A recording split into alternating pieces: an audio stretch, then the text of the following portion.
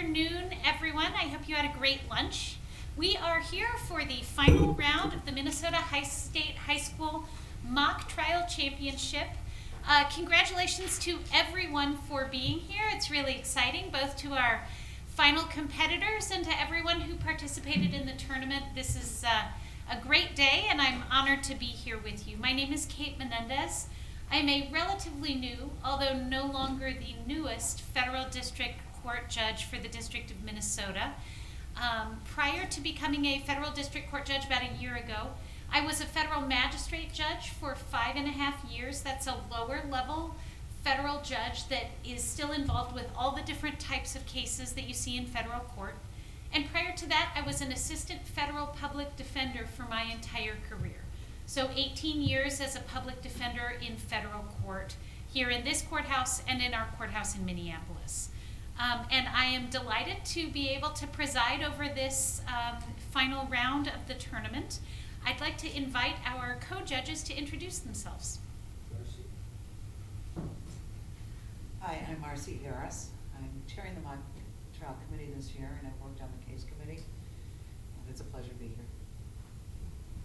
Hi, I'm William Fisher. I'm a federal bankruptcy court judge. The courtroom is upstairs, and before that I was a Hennepin County State Court judge. Before that I was in private practice, and congratulations to all of you. I'm Judge Jim Dean. I'm a mock trial junkie. I have been involved with mock trials since 1988 when I started and coached for 17 years the Cambridge Isani team. I have been I've judged at the state level since '88, at the national level since '92, and I have been on the bench for 30 years, having retired 5 years ago, and I'm now a rented judge as I do court all over the state of Minnesota from my basement. Nice to be here. I'm Nick Hajdukovic. I am the chair of the case subcommittee. I am a assistant Washington County attorney. I'm the head of the criminal division there, at the eastern part of the metro, for those who may not be familiar. And I've been doing mock trial for a long time, but not nearly as long as Judge Dean. So it's a great pleasure to be here. Bill McGinnis, I'm an attorney from Rochester, Minnesota. I love mock trial. I think it's a great opportunity and experience for all the skills that you develop doing it. I judge college and high school mock trial as much as I possibly can, including the national tournaments. So I stay very busy during the school year. Randy Sparling. I've been judging and coaching mock trial for over 20 years, including enjoying some time at the national tournament. It's always a difficult thing to be there with Jimmy Dean. You walk down the street and you get greeted by people who've known him for years. Looking forward to a very good round here. Good teams. Thank you. Anybody else introduce themselves in that box? No? Okay. All right. Welcome and thank you to my fellow co-judges. I noticed that I have a roster for one of the teams, but not the other. Is there a roster for our non-NOVA team? Yes, Your Honor. Okay, great. If you don't mind approaching the bench, please, and bringing those rosters to me. And do we need some for our co-judges? We do. Okay, thank you. And if we need to run out and make copies, we can make that happen. Okay.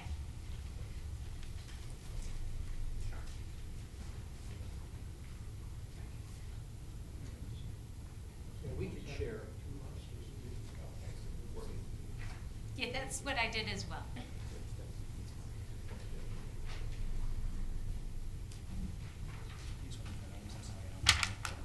That's all right, thank you. This is plenty. All right, before we get started, I'd like to remind you of a few things. First, there can be no photographs or recording devices in the courtroom. You are free to drink water or other appropriate beverages if you'd like. The restrictions on communication from Rule 4.12 will continue to apply throughout this proceeding. And we will do a time check as provided for in Rule 4.6 after each witness. It's my understanding that's the preference of the teams in the system in this case. I will now ask the teams to each introduce themselves, and then we will turn to any pretrial matters. Could we begin with the team for the plaintiff? Good afternoon, Your Honor. My name is Ella Bukerdagan and my co-counsel. Good afternoon, Your Honor. My name is Penelope Brazelton, and I'll be giving the opening statement. Good afternoon, Your Honor. My name is Maya Tadmore, and I'll be giving the closing argument. And our party representative. Good afternoon, Your Honor. My name is Marcos Odegaard, and I will be portraying Jamie Morton. And our witnesses. Good afternoon, Your Honor. My name is Oliver Hungs, and I will be portraying Dr. Madison Adams. Good afternoon, Your Honor. My name is Catherine Passingham, and I'll be portraying Chris Peterson. Our timekeeper. Good afternoon, Your Honor. My name is Emma Peckel, and I will be timekeeping on behalf of the plaintiff. And finally, our bailiff. Good afternoon, Your Honor. My name is James Winter, and I will be the bailiff on behalf of the plaintiff. Excellent. Welcome to all of you. Thank you very much. And could I now have introductions on behalf of the defense? Good afternoon, Your Honor. My name is Arnette Baines. I will be conducting the direct examination of Dr. Artie Raminis, as well as the cross-examination of Chris Peterson. I will also be delivering the closing statement for the defense. And my co-counsel? Good afternoon, Your Honor. My name is Zachary Guo. I will be conducting the direct examination of Dr. Robin Stoll and the cross-examination of Dr. Madison J. Adams. I will also be giving the opening statement for the defense. Good afternoon, Your Honor. My name is Amalzi Shawn, and I will be giving the direct examination of Val Rivera and the cross-examination of Jamie Morton. And our witnesses? Good afternoon, Your Honor. My name is Sophia Weisberg, and I'll be portraying Dr. Artie Raminis. Good afternoon, Your Honor. My name is Priya Fidatula, and I will be portraying Robin Stoll. Good afternoon, Your Honor. My name is Felix Rashid, and I will be portraying Val Rivera. And our timekeeper and bailiff? Good afternoon, Your Honor. My name is Ron Malone. I'll be the timekeeper and the bailiff of the defense. All right. Thank you and welcome to all of you as well. This is a great and exciting lineup, and I'm looking forward to hearing from you. Let's go ahead with any pretrial business. First, pretrial matters on behalf of the plaintiff. We are going to abide by federal court rules, which is easiest for me because that's all I know since my entire career has been in federal court. And that means you only address the court standing and you are stuck with the podium. So whatever thoughts you have about strolling up and down the jury box persuasively during open or closing arguments don't really happen in federal court. Instead, you confine yourself mostly to the podium. If you'd like to step in front of the podium to address the jury during opening and closing arguments and use the mobile microphone, that's totally fine, but the anecdotal way of describing the federal court rule is you always have to be in an arm's length of that podium. So that's the courtroom etiquette that I'm going to expect, and if I have to remind you, don't worry, I will. Okay, with that caveat, if counsel who would like to address the pretrial matters could approach the podium on behalf of the plaintiff. Yes, Your Honor.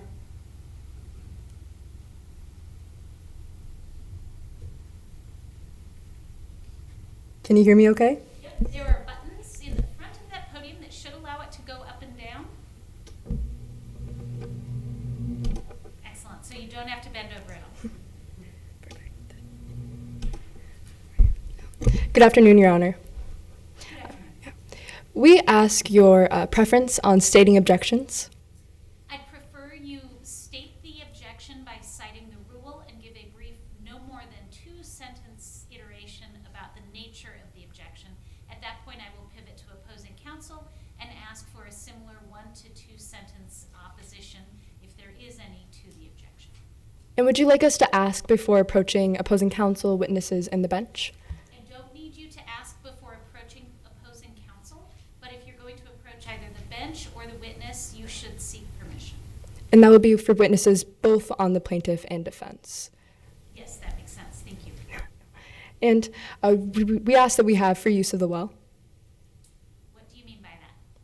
Well, I understand that we're not doing the whole thing, but just make sure that it's okay if we stand in front of the podium.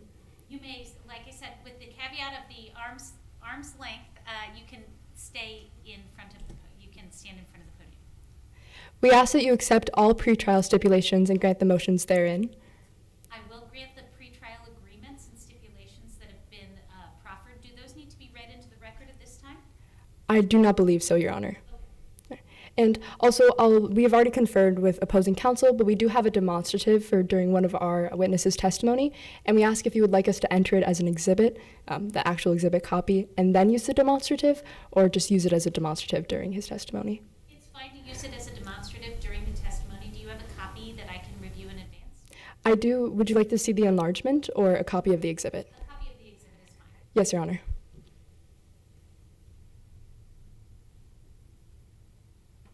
May I approach the bench? You may, thank you.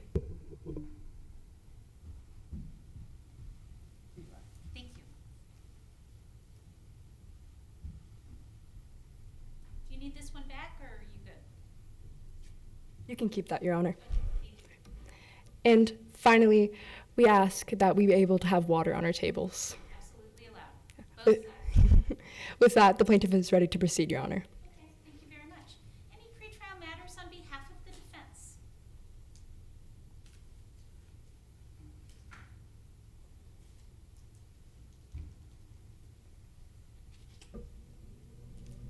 That button's Yes, Your Honor. Defense asks if it's all right for the timekeeper to use their phone for timekeeping purposes only and no communication outside of this courtroom. absolutely. Defense also asks how you would like the timekeeper to interrupt when time is called. Should they immediately interrupt or let the person who's talking finish? I defer to you on that. I don't have experience with what this looks like in action, so whichever you think is more common. As long as you can reach agreement with opposing counsel, let's do the same thing for both sides. Yes, Your Honor. I would also like to ask if it's all right for the timekeeper to use the witness booth during opening and closing statements. Sure. And I would also like to ask if it's all right for the recording not to go onto our witness for Val Rivera. They will be portrayed by Felix Rashid. Any opposition to that from opposing counsel? None, Your Honor. Okay, no problem. And I would also like to mention briefly that our witness for Val Rivera, Felix Rashid, goes by they, them pronouns, so if everyone could address Felix by that, that would be appreciated. And does Felix use a mixed honorific? Yes, Your Honor. Thank you. And then I would also like to mention that Mr. Zachary Guo is deaf, so if the court could make sure to speak loudly and clearly so he can hear, that would be much appreciated. Okay, and sir, have you been able to hear me so far? Yes, everything has been good so far. Okay, good. And then finally, I would like to ask that all stipulations granted to the plaintiff be granted to the defense. Granted. Thank you.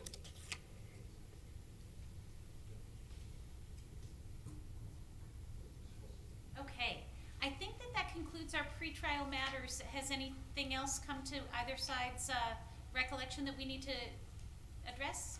One thing, Your Honor. When we're stating objections, do you want us to use the microphone, or are you okay with us to speak here?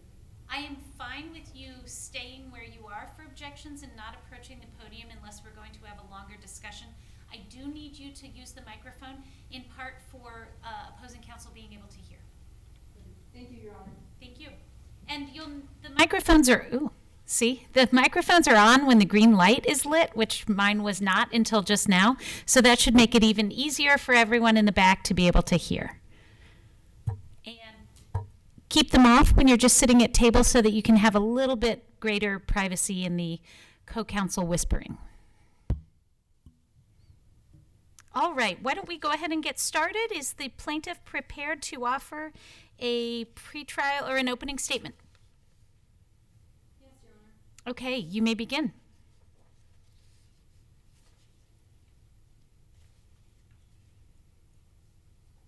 And again, I may go in front of the podium. You may.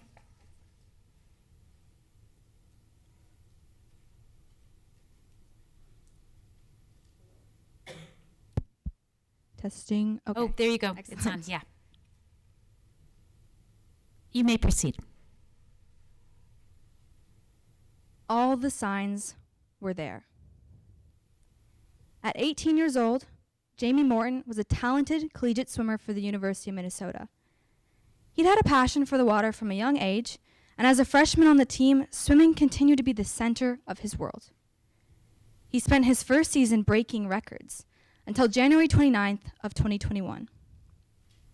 Jamie was competing at a swim meet when he felt an intense pain in his left knee, and he was dragged out of the water only to find himself at a surgeon's office with a torn ACL and Dr. Ramadas promising a solution. The solution that Dr. Ramadas provided was an ACL reconstruction surgery, which she performed on February 22nd of 2021. Jamie was sent home that same day. Now, this story should have ended here, but it didn't. And it didn't because of Dr. Ramadas' choices. Because Dr. Ramadas ignored the signs. There were clear signs that the procedure that she selected for Mr. Morton would not be safe. There were clear signs that something had gone wrong with the way this procedure was performed. And there were clear signs that Jamie was not ready to progress with the physical therapy process. But Dr. Ramadas ignored these signs, and in doing so, she set Jamie up to fail. On May 5th of 2021, Jamie was at his swim practice doing his physical therapy exercises when he felt that pain return to his knee. And he went back to Dr. Ramadas' office only to find that he had torn his ACL for a second time. Members of the jury, there is no full recovery for a second ACL tear. Jamie's knee was permanently damaged and his swimming career was over. For these reasons, the plaintiff, Jamie Morton, has brought one count of medical negligence against the defendant, Dr. Artie Ramadas. This charge is more commonly known as medical malpractice. As a plaintiff, we must prove 4 things. First is the existence of a legal duty. This is not in dispute, as both sides have agreed that Mr. Morton was owed a duty of care by his surgeon, Dr. Ramadas. Second is a breach of that duty. We must prove that Dr. Ramadas violated a standard of care. This means that, given the information that was available to her, she chose an unsuccessful treatment because she was not following that standard of care. Third is proximate cause, and fourth is injury. And these mean that we must prove that Mr. Morton's re-tear was caused by Dr. Ramadas' choices. Again, as the plaintiff, we must prove these things, but I want you to think of it like a scale. If you see that it is tipped even slightly in favor of the plaintiff's story, you must find Dr. Ramadas liable for medical negligence. If the appropriate procedure is followed, ACL tears should not be career-ending injuries. But the appropriate procedure was not followed, and you will hear about Dr. Ramadas' mistakes throughout today's trial. Orthopedic expert Dr. Adams will tell you how there are 2 options for ACL reconstruction surgeries. 2 choices that Dr. Ramadas had. Now, one of these has an extremely high success rate. It's considered the gold standard in medicine. And the other is well known to be dangerous for patients 18 and younger, patients like Mr. Morton. But Dr. Ramadas ignored these risks, and she chose that unsafe and riskier procedure. After this procedure, Jamie began the recovery process, but his knee was not recovering. Weeks after the operation, his knee was abnormally stiff and swollen. And when he went into Dr. Ramadas' office for that 6-week checkup, there were clear signs that something had gone wrong. But instead of checking to make sure that everything had gone all right with this procedure, Dr. Ramadas cleared Jamie to apply even more strain and pressure to that weakened and healing knee. And after Mr. Morton had retorn his ACL and came back to Dr. Ramadas' office with that pain in his knee, Dr. Ramadas finally took an MRI. This MRI showed that Dr. Ramadas had not only chosen that unsafe procedure, but she performed it incorrectly. You will hear today that Jamie had no option to heal. Dr. Ramadas chose a faulty procedure, performed that procedure incorrectly, and then pushed Mr. Morton's knee to its breaking point. Members of the jury, it is no wonder that Jamie retore his ACL. Dr. Ramadas ignored all of the signs that pointed towards the correct care for her patient. And because of Dr. Ramadas' actions, Jamie's swimming career ended when it had just barely begun. For these reasons, at the end of today's trial, my co-counsel, Maya Tadmore, will ask that you find Dr. Ramadas liable for medical negligence.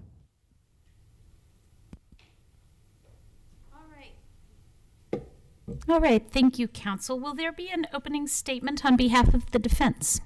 Yes, Your Honor. You may approach.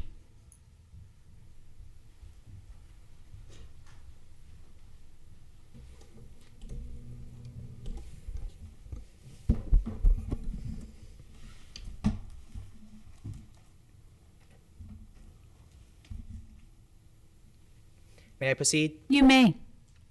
May it please the court, opposing counsel, and members of the jury. Today, the defense will show you how Mr. Morton's patterns of impatience cost him his career. Good afternoon, Your Honor, and members of the jury. My name is Zachary Guo, and along with my co-counsel, we represent the defendant, Dr. R.D. Ramadis. She stands here today under this false claim of medical negligence. Now, to understand how we got here, the story must begin with the plaintiff, Mr. Jamie Morton. Mr. Morton was an aspiring swimmer at the University of Minnesota, where unfortunately he suffered from an ACL tear while in a swim meet. This injury affected the ligaments within his knee, and this injury threatened his career. So he was referred to Dr. R.D. Ramadis. After the surgery, Mr. Morton was then directed to Dr. Robin Stoll for the physical therapy.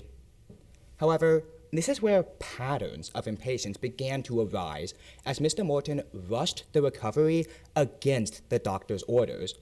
This impatience is what drove Mr. Morton to push too hard, too fast, too early, resulting in the ACL tearing again and thus ending any hope of a total recovery. Now, to show this pattern, the defense will call 3 witnesses before you. The first is the doctor herself, Dr. R.D. Ramadis. Her expertise in ACL reconstruction surgery made her the perfect choice for treating Mr. Morton. She will explain to you the factors in deciding which treatment to use, from Mr. Morton's lifestyle as an active swimmer to the information available of the medical community. She will explain the surgery she performed and how it met the standard of care. She will explain how she did her part to give Mr. Morton the best chance at returning to the pool. Now, the next witness you will hear from is Dr. Robin Stoll, who was responsible for the physical therapy. Dr. Stoll will explain to you the physical therapy protocol that they ended up choosing and the importance of following the restrictions within that protocol. She will explain to you how Mr. Morton was impatient throughout the recovery process, becoming a pattern with multiple examples of Mr. Morton not following the physical therapy protocol. The last witness you will hear from is teammate Val Rivera. They will testify to how Mr. Morton failed to uphold his responsibilities outside of the doctor's office.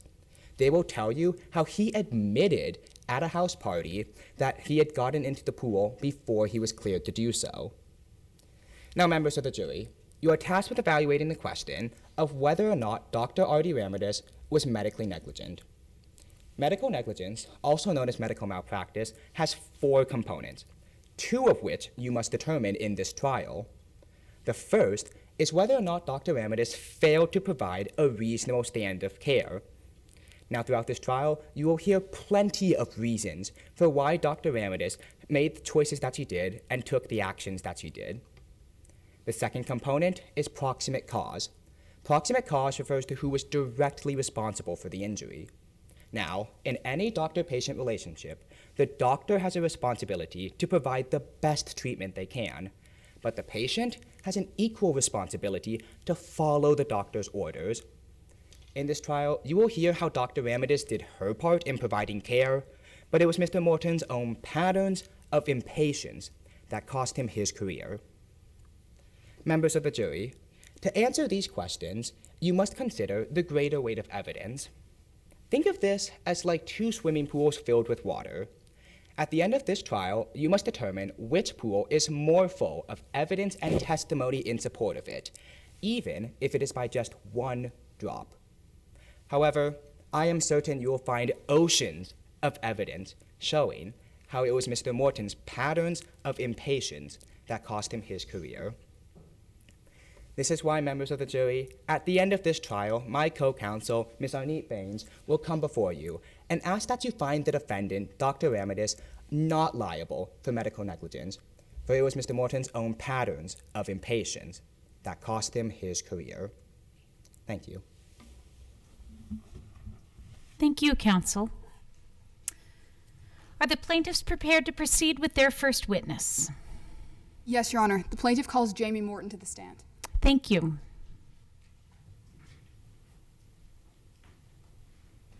Mr. Morton, if you could please take the witness stand, and before you are seated, please turn to face me.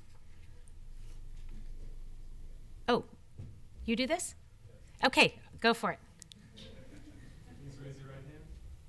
Do you promise that the testimony you're about to give will faithfully and truthfully conform to the facts and rules of this mock trial competition? I do. Do you do any other parts now? Just that. Okay, you did very well. Please be seated.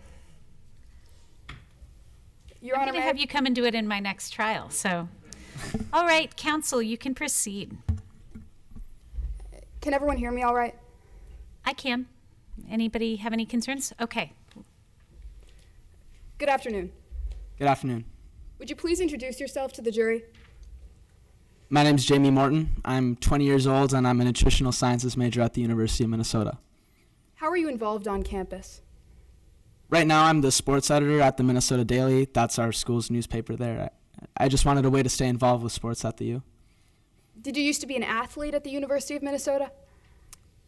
I did. Yeah, I used to be a D1 swimmer there on a full ride scholarship, but it didn't end up working out. Why not? I got injured my freshman year and I haven't been able to swim competitively since then. When you were still a D1 swimmer, how was your experience on the team? It was amazing. I got along with everybody really, really well. My teammates, my coaches, even the janitor too. I even got elected captain my freshman year. It was great. What were your responsibilities as captain of the swim team? I'd like to think that I was mostly responsible for maintaining team morale. It wasn't easy to find music that everybody liked in the locker room, but it really was crucial to our season. Taylor Swift was a big hit with the team. How did your season go? I swam in 36 races, and I placed first in 30 of them, so not too bad, I wouldn't say. I swam in all of the pre-championship meets that season. Did you compete in the championships? No, I didn't get to. I got injured in the first chance meet. It's the last one before the Big Ten championships. I want to ask you some more questions about that injury. Could you tell us how you got injured? So I was in the last lap of my race, coming into the final flip turn, and I kick off the wall, and I feel a pop in my knee, and my leg went limp. My teammates literally had to pull me out of the water, and I ended up at the healthcare clinic at the U. Did you receive medical treatment there? No, not really. The lady there, she just gave me an ice pack and told me to go home and rest for 3 days, which I did, but the pain didn't go away. Did you get a second opinion at that point? Yeah, my mom looked into it a little bit, actually, and she found a doctor nearby who specialized in sports injuries, Dr. Ramadis, and she took an MRI of my knee. What did that MRI show? I had torn my ACL. Did Dr. Ramadis have a solution for you? She did, and I couldn't have been more relieved at the time to hear that there was the possibility of me making a full, complete recovery through this one specific operation, which Dr. Amadis was recommending to me. Did you understand the specific operation that Dr. Ramadis recommended to you? I understand that she was going to be replacing the ACL in my knee, but other than that, she didn't really explain it that clearly to me, actually. What do you mean she didn't explain it clearly? She used a lot of surgical terminology and a lot of stuff that kind of just flew right over my head. I almost felt pressured to agree. Did you go through with that surgery? I did. Going into that surgery, was this the last time you visited Dr. Ramadis' clinic? No, I was in there a lot, actually, for physical therapy and checkups, just routine stuff like that. Did you continue attending practices with your teammates after your surgery? Yeah, I was still the captain. I still had those same responsibilities, so yes. I want to talk about the time on your swim team after your surgery. What did a typical day at practice look like then? I'd show up early, stay a little bit later, just the usual kind of stuff that I would do. Other than that, it really depended on the day. I mean, sometimes I'd act as another coach. Response? Yes, Your Honor. A narrative response requires going outside the scope of the question. I asked him what a typical day at practice was like. He's briefly going over the events at a day at practice. Overruled. Could you tell us again what a typical day at practice looked like? Like I was saying, it wasn't always the same. I acted as an extra coach sometimes. Other times I was kind of like the mom of the team, I guess, just handing out protein bars to everybody after practice. You mentioned that you arrived early. Could you tell us why that was? It was just a habit that I'd gotten into since becoming a captain. I don't know if it actually did anything, but for me it helped me feel like, I was still there for my team. Did you join your teammates in the pool at practices? Eventually, yeah, I did, once the stitches in my knee seemed to be healed, but I didn't do anything with my legs. Not until Dr. Ramdas cleared me to, that is. I want to talk more about your physical therapy following your surgery. What did your physical therapy look like? So Dr. Ramdas had recommended me to Robin, my physical therapist, and I met with her twice a week, and then she also had this recovery plan for me to follow. What was that recovery plan? Just exercises and stretches for different parts throughout my recovery process. And then it also had these goals, so I could look at and know what to expect. Did you follow what was in your recovery plan? Yeah, 100%. I did all the exercises. I did them as carefully as I could. I took it with me everywhere, really. I knew it front to back. Would you recognize a copy of that plan if I showed it to you? Yeah, definitely I would. Let the record reflect, I'm approaching opposing counsel with what has been marked as Exhibit 7. Would you like a copy? Your Honor, permission to approach the witness with the same. You may do so. Let the record reflect, I'm approaching Jamie Morton with a copy of his physical therapy. Thank you. Mr. Morton, could you identify this document? This is my recovery plan. And does it look to be a fair and accurate copy? It's a little bit less beat up than my copy is at home, but yeah, it does. Your Honor, at this time, the plaintiff offers Exhibit 7 into evidence. Any objection? It will be admitted. Mr. Morton, you mentioned there were specific goals in this plan. Could you show us where those are? I mean, really they're throughout the entire plan, but look at phase 1, for example, right under rehabilitation goals. These are the goals that I was talking about, just things that I would work towards in my recovery as a sign of whether or not I was improving. Throughout your physical therapy, was the condition of your knee improving? I don't know, really. Based on what I was seeing here, though, there were signs that things weren't going as well as they could have been. What were those signs? There were a couple different ones. Like the range of motion in my knee, I kind of had continuous trouble with, but the main one for me, at least, was the swelling. When did you first start to become concerned about swelling? Almost immediately. Right here under the rehabilitation goals for phase 1, the second one down, it says reduce swelling. I just thought that was a little bit weird because the plan says this should be happening within the first 2 weeks. Why did you think that was weird? I had continuous issues with swelling in my knee all the way up until 2 months after the surgery, and the plan says that shouldn't be the case. Where does the plan say that? On the 3rd page, right at the top, just above 6 to 8 weeks post-surgery, under criteria to progress, it says no swelling. The swelling in my knee should have been completely gone according to this plan. Mr. Morton, did this slow progress change the way you approached your physical therapy? Not really. I mean, Dr. Ramdas, she kept clearing me to move forward with my physical therapy, so I guess I kind of just told myself that if I did what my doctors were telling me, things should get better. Did things get better?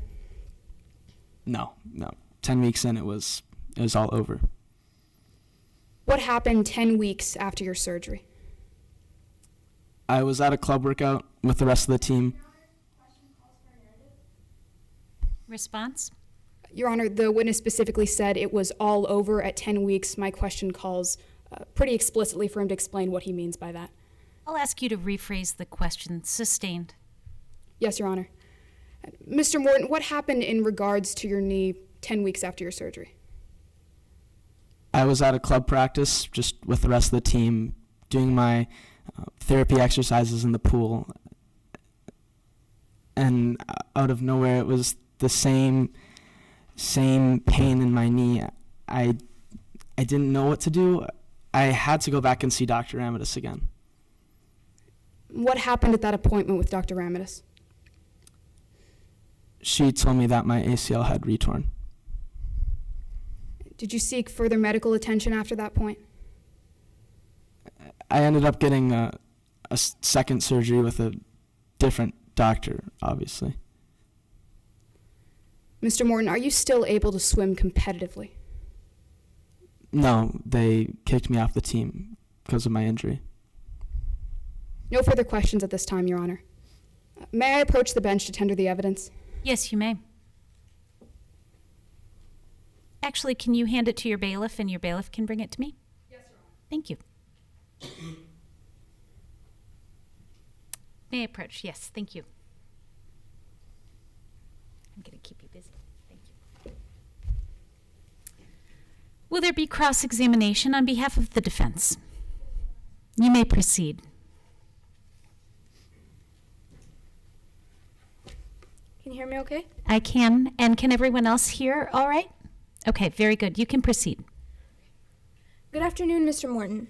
Good afternoon. I'd like to start by going back to your surgery. So your initial surgery was performed using tissue from a donor and allograft, is that correct? Like I said, I didn't really understand the surgery. And is it true that both Dr. Ramidis and yourself agreed to this decision to use an allograft, correct? Sorry, could you repeat the question? Is it true that both Dr. Ramidis and yourself agreed to use an allograft? In the end, I agreed to the surgery which Dr. Ramidis was recommending to me, yes. However, you did have some confusion about the procedure, correct? Yeah. And is it also true that you did not ask any clarifying questions even once when Dr. Ramidis was explaining? To me, it felt like Dr. Ramidis was pretty adamant about this one procedure, and like I said, I kind of felt pressured into it. A yes or no will suffice. And despite having some confusion, you still agreed to this decision, right? I did. Moving on, you didn't quite like the way your physical therapist was handling things, did you?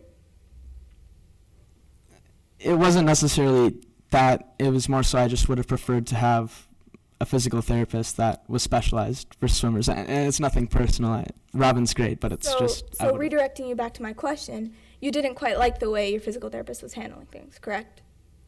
In a sense, no. And you did request for a new physical therapist after Dr. Stoll asked you about your activities in the pool, is that correct? I did, yeah. And moving on to your recovery, is it true that it would take at least 6 weeks after recovery for you to get back into the pool? Dr. Stoll said that it would take 6 weeks for my stitches to heal. And to me, it seemed like they'd healed a little faster than what she had said. So that's a yes to my question? That it would take 6 weeks? Yes. Yes. And is it true that 6 weeks after your surgery would mark around roughly early April? Yeah, I think so. Moving on to your access to the pool, you had a key to the pool during your recovery period, did you? I did, yes. And this meant that you would have unrestricted access to the pool during your recovery period, right? That's true. And you did get into the pool in late March, correct? Yes, I did. And you got into the pool with fleeting passion, correct? I mean, yeah, yes, I did. And afterwards, your physical therapist reminded you that you should not have been in the pool after the before the 6 week mark, correct? She had told me I couldn't get in because my stitches in my knee from the surgery might get infected. However, you did not quite understand why your physical therapist was showing so much concern? Right. At the time I had gotten into the water, the stitches in my leg seemed to me to be just fine. So that's a yes to my question, right? Yeah, it is. And despite her showing so much concern for your knee, you still decided to disregard their advice, right? Yeah, I kept going in the pool, yes. And you got into the water after that? Yes. And this was because you were afraid of falling behind? Really, I just missed being in the water. It was a long time. But you were concerned about falling behind, were you not? I was, but I knew that I couldn't move my leg in the pool. I couldn't move my leg anywhere. So that's the answer to my question? Yeah. Thank you. No further questions, Your Honor. Thank you. Is there any redirect? Yes, Your Honor. You may approach.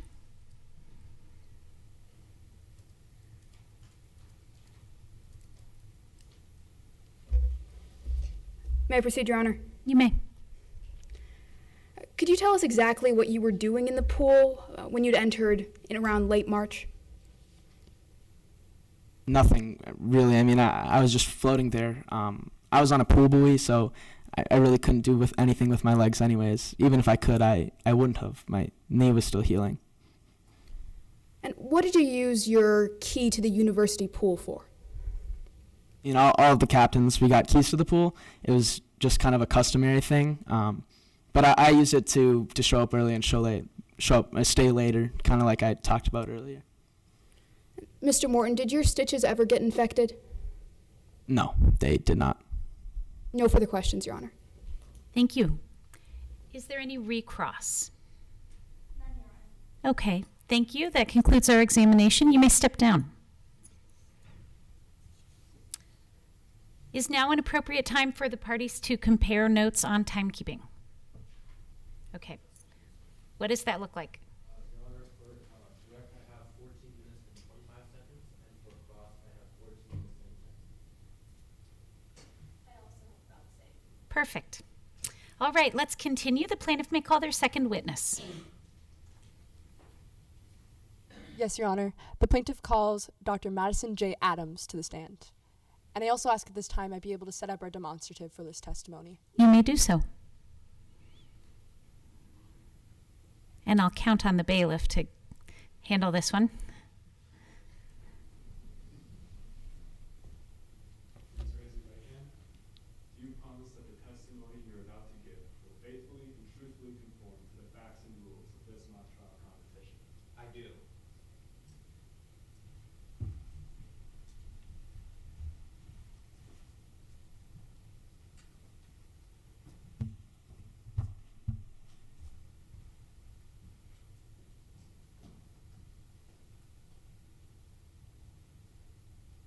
Your Honor, do you believe this is an appropriate position? That's fine.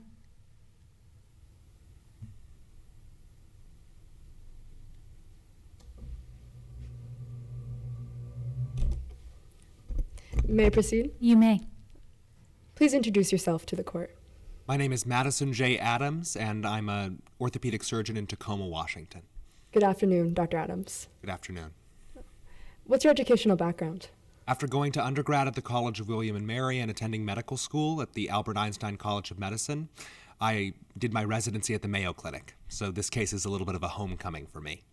I've been a surgeon now for about 15 years. Earlier you mentioned that you're an orthopedic surgeon. Do you specialize in any kind? I specifically specialize in sports medicine, so having to do with athletes. I'm the team physician for the Washington Dolphins. Do you have any experience in medical negligence cases? I've provided medical opinions in 100 medical negligence cases. I've provided a deposition in 35, and I've testified in 5 trials like this one. Do you believe you have sufficient facts and data to provide expert medical opinion on Dr. Ramnis's medical standard of care in today's case? I do. I want to talk about what the medical standard of care is. Can you briefly explain to the jury? Medical standard of care is an agreement amongst physicians. Basically, one isn't going to make the same decision every time or randomly make a decision, but they're going to consider the specific characteristics of each patient and make a careful, precise, and specific decision for them. What did you review in today's case? Along with reviewing all the exhibits, I reviewed Mr. Morton's medical records, the surgical records, the MRIs and X-rays that were performed in the procedure. What did you determine from those findings? For me, all the signs were there of an improper surgery, both in graft choice and in graft placement. Before we dive into those two signs of an improper surgery, I want to talk about some of the basic facts of this case. What's an ACL? The ACL, or the anterior cruciate ligament, is one of the two major ligaments of the knee. Basically, it works in an X with the PCL, regulating movement forwards and backwards. Can you briefly explain to the jury what ACL reconstruction is? When the ACL tears or comes out of alignment, one has to go in with a new tendon, called a graft, to repair where that ACL once was. I want to move back to those two signs of an improper surgery. You mentioned graft choice and graft placement. I want to talk about graft choice. What is it? In performing an ACL reconstructive surgery, you have two options of graft, an allograft and an autograft. The wrong choice was made in today's case. What's an autograft? An autograft is a tendon from the patient themselves. And an allograft? An allograft is a tendon from a cadaver. That's a dead body. Which was used in Mr. Morton's case? The allograft. What should a doctor consider when choosing a graft for a patient? They should consider all the patient's specific characteristics. But what I think was not considered to the degree it should have been in today's case was Mr. Morton's age. Your Honor, permission to approach opposing counsel with what has been previously marked as Exhibit 3. You may do so. Let the record reflect I'm approaching opposing counsel with Exhibit 3. Your Honor, permission to approach the witness. You may do so. Let the record reflect I'm approaching the witness with the same. Thank you. Dr. Adams, what is this? This is an article on graft choice and ACL reconstruction. How do you know this? I reviewed it as an expert in today's case. Is this a fair and accurate copy? It is. And is this article reliable authority in your field? It is. Your Honor, the plaintiff offers Exhibit 3 into evidence. Any objection? No, Your Honor. It will be admitted. Dr. Adams, what does this article say about graft choice and age? Basically, it's, as you can see in the second to last in the third paragraph of the second column, it specifically states in the final sentence that professionals are advised to use allografts in healthy adult populations, including 30 years and older, and to avoid using allografts in younger populations, 18 years and younger. To be specific, when exactly should allografts be used? Older populations tend to not have the same quality of tendon in their body to support an autograft procedure, and that's why one would use the allograft. The autograft is the gold standard. The allograft is the second choice. Your Honor, permission to approach opposing counsel with what has been previously marked as Exhibit 8. You may do so. Let the record reflect I'm approaching opposing counsel with Exhibit 8. Would you like a copy? May I approach the witness? You may do so. Let the record reflect I'm approaching the witness with the same. What is this? This is basically frequently asked questions about an ACL reconstruction using an allograft. How do you know this? I reviewed it as an expert in today's case. Does this appear to be a fair and accurate copy? It does. And is this reliable authority in your field? It is. Your Honor, the plaintiff offers Exhibit 8 in evidence. Any objection? No, Your Honor. It will be admitted. Again, Dr. Adams, what does this article say about graft choice and age? In the second bullet point of the first question, it specifically states that the studies have shown that the re-tear rate of allograft tissue in patients younger than 20 years old is very high. How old was Mr. Morton when the surgery was performed? 18. Did this affect Mr. Morton's recovery? Well, basically it meant that Mr. Morton's recovery went against the medical standard of care established by this literature. And as clearly established by this article, it definitively increased his chances of re-tear. I want to talk about that second sign of an improper surgery. You just talked about graft choice, and let's talk about graft placement. What do you mean by this? Basically, when you're performing an ACL reconstructive surgery, the graft should be placed back in the natural position in the knee. It was not done so in today's case. Your Honor, I ask at this time that the witness be able to stand and turn over the demonstrative for their testimony. You may do so. And I also ask at this time that I be able to approach the witness with a microphone. You can.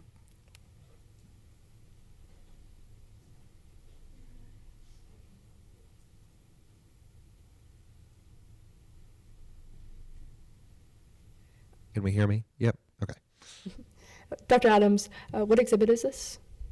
This is Exhibit 6. It's an artistic depiction of a femoral malposition. And is this a fair and accurate copy? It is. I want you to explain to the jury what a more horizontal graft means. Objection, Your Honor. I don't believe this exhibit has been entered into evidence yet.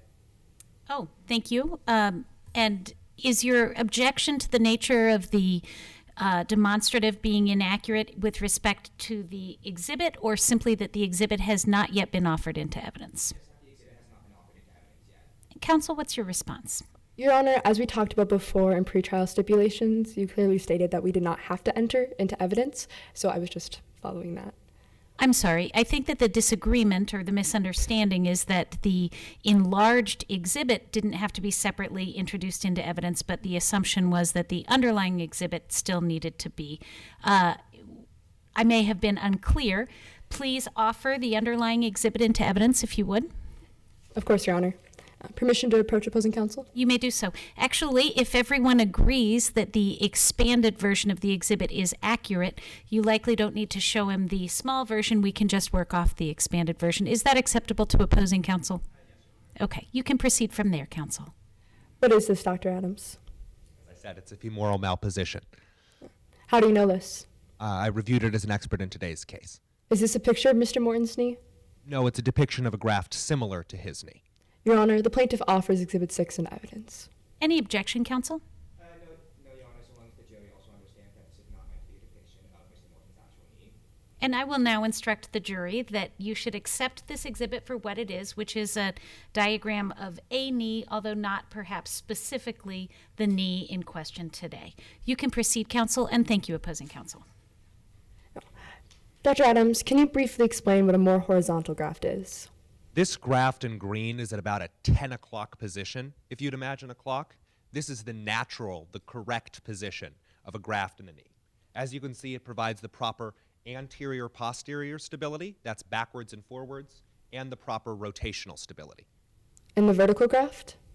This graft in red is at about an 11 o'clock angle. You can clearly see that while its anterior-posterior stability is fine, this specific angle provides for rotational instability, increasing chance of re-tear.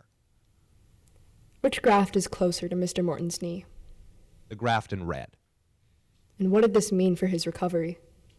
Mr. Morton was given a strict physical therapy protocol, and it asked him to extend his knee to a degree where this graft couldn't support it.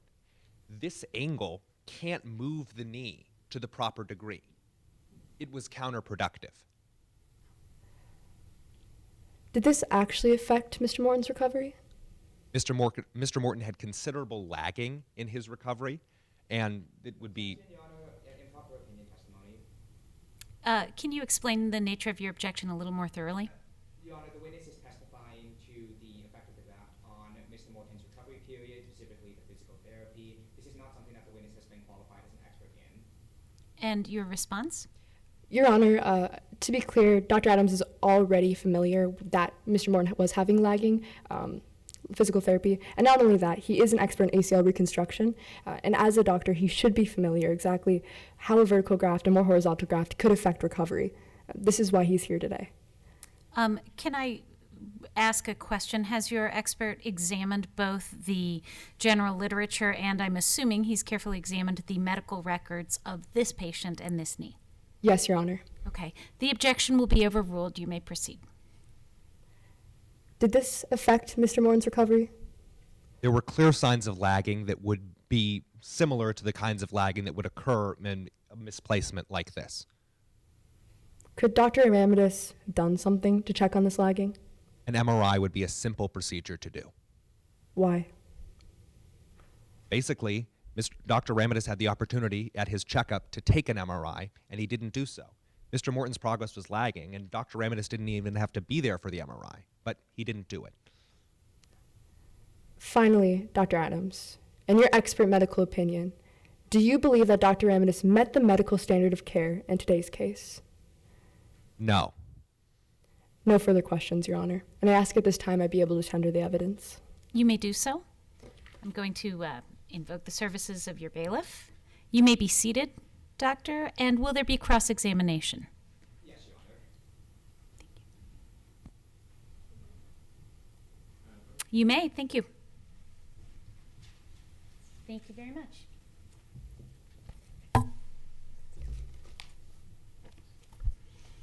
All right, you may proceed, counsel.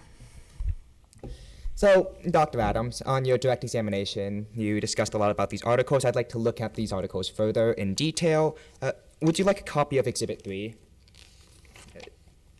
I don't have one in front of me, so yes. Let the record reflect that I'm approaching the witness to... I seek the honor of permission to approach the witness to hand. You may do so. Thank you. So, Dr. Adams, if you could please follow me down to the third paragraph at the sentence beginning with review of the recent literature. The third paragraph on the left or the right? Yes. The left? Yes. Please follow along as I read. Review of the recent literature suggests that there is no ideal graft for ACL reconstruction, and the search is still on for optimal graft. There are advantages and disadvantages with each graft. Now, did I read that correctly? Yes. So let's examine further the advantages and disadvantages in this article. In the second to last paragraph on the right-hand column, it mentions the advantages associated with allografts, correct? It mentions advantages associated with allografts for patients not being 18 or younger, yes. But it mentions the advantages associated with allografts, correct? It does. And let's go through these advantages. It mentions that there is no risk of harm to the harvest site, correct? Yes, because you're not harvesting anything from the person's body. And it mentions that it has more predictable graft sizes? Yes, because they come from a dead body. And it mentions that there is a shorter operation time? Yes, because you're not making two cuts on the patient's Your Honor, body. cumulative. Overruled. I'll allow it. And then lastly, it mentions that it has an easier recovery period. It can have an easier recovery period, but only for certain patients. Now going to the top of that column, it mentions that allografts are increasing in use. Is that correct? Yes, the U.S. population is aging. Now let's move on to the other document that you reviewed on your direct examination. Would you like a copy of Exhibit 8? Yes, I don't have it in front. Yes, Your Honor. Permission to approach the witness? You may do so. Thank you. Just very briefly, could we go through the last section where it mentions, are there risks involved with having surgery? The last question? The last section, yes. And now it mentions that the risk of an ACL re-tear is in the last bullet point. Please follow along as I read. The risk is approximately 1 in 500,000. Did I read that correctly? Yes. Now let's move on to the surgery itself. You are unable to watch any recording of the procedure, is that correct? It's not standard to take a video of your surgery, and there was no video available to me. But you reviewed the operation notes for that procedure? Yes. And the operation notes would be a standard record for a doctor to keep. Is that correct? They might be. I'm not entirely sure, but I think so. Now, Dr. Adams, I'd like to direct your attention to what has been previously marked as Exhibit Number 2, permission to approach the witness. You may do so.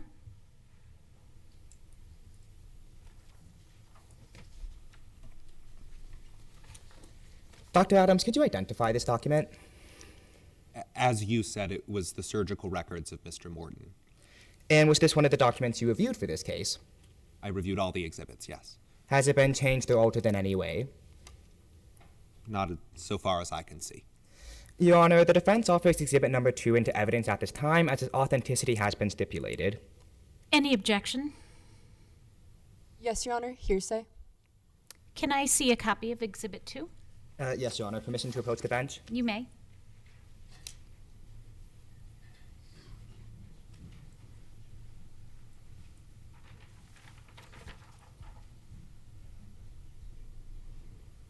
Your Honor, I asked that I get a copy as well.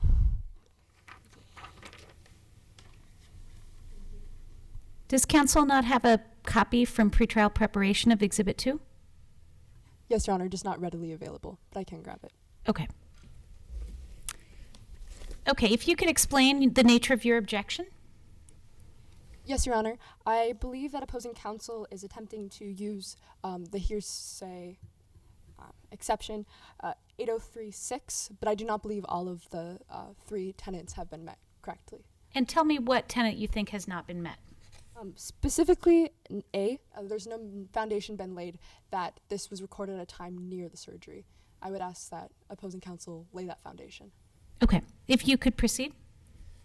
Dr. Oh, I'm Adams? sorry. If you could tell me your response to the objection. Yes, Your Honor, I'd be happy to lay more foundation for that. Okay, thank you. At this time, the objection will be overruled, but I would await further foundation before I make a determination of its admissibility. Dr. Adams, what is the date listed in the top right corner of this document? The date listed on the exhibit is February 22nd, 2021. And is this the same date as the surgery? Yes. And now at this time, Your Honor, the defense offers exhibit number 2 into evidence at this time, as its authenticity has been stipulated. Any objection? None, Your Honor. Okay, thank you. It'll be admitted. So, Dr. Adams, going through the history section of this document, it mentions that Dr. Ramirez had consulted with the patient. Is that correct? As is standard to meet a patient, yes. Right. And then in the operation notes for 10:30 a.m., could you please find the sentence where it says the knee? I'm there. Could you please follow along as I read? The knee was taken through a full range of motion without any concern. Did I read that correctly? Yes. So at the time of operation, Dr. Ramirez had no concerns about the placement of the graft, correct? Dr. Ramirez took a limp knee through a circle. There's no way for the patient to stop by any form of pain during a procedure in that degree. This check would only be able to present later on in Mr. Morton's recovery. But as the document says, the knee was still taken through a full range of motion. Yes, Mr. Morton's limp knee during anesthesia was taken through a full range of motion. So that's a yes to my question. Yes. Thank you. Now, I would like to move on to the last portion of Mr. Morton's recovery. In your analysis, you concluded that Mr. Morton had followed the physical therapy protocol. Is that correct? He had followed all the things set out in the physical therapy protocol that I reviewed. Now, Dr. Adams, Your Honor, permission to approach the witness with what has been marked as exhibit number 9. You may do so.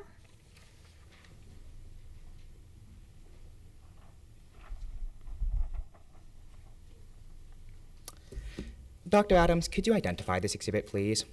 These are the ACL treatment notes of the physical therapist Robin Stoll. Has it been changed or altered in any way? Not insofar as I can see. And have you reviewed other examples of appointment notes in your review? All appointment notes that were created, I reviewed. Your Honor, at this time, the defense offers exhibit number 9 into evidence as its authenticity has been stipulated. Any objection? None, Your Honor. It will be admitted. So, Dr. Adams, if we could please look at the assessment section on the second page. Please follow me to the sentence where it says, patient exhibits. Patient exhibits motivation to return to sport. However, per patient's report, patient is not following restrictions at this stage of the protocol. Did I read that correctly? Yes. And let's look further at those restrictions. On the subjective section on the front page, could you please follow me to the sentence where it says patient admitted? Patient admitted to getting into the water, yeah. Yeah, so patient admitted to getting into the water but not to swimming. Now, Dr. Adams, what is the date listed on this exhibit? March 10th, 2 weeks after the surgery. Right, and at that point, had Mr. Morton been cleared to enter the pool? Hadn't had a record that Mr. Morton had been cleared to enter the pool, but I also haven't examined Mr. Morton's stitches, so I can't tell you whether or not he should have entered the pool at that time. But is that a yes or no to my question? Had Mr. Morton been cleared to enter the pool? He had not been cleared to enter the pool, but I noted no restrictions on pool access in Mr. Morton's physical therapy plan. Thank you. No further questions, Your Honor. All right. Thank you, counsel. Is there any redirect? No, Your Honor. But I ask at this time I be able to deconstruct the That will be granted, and the witness can step down. Thank you very much for your testimony. Your Honor, would you like me to tender the evidence? Yes, that would be great. Why don't you do so using the assistance of your bailiff?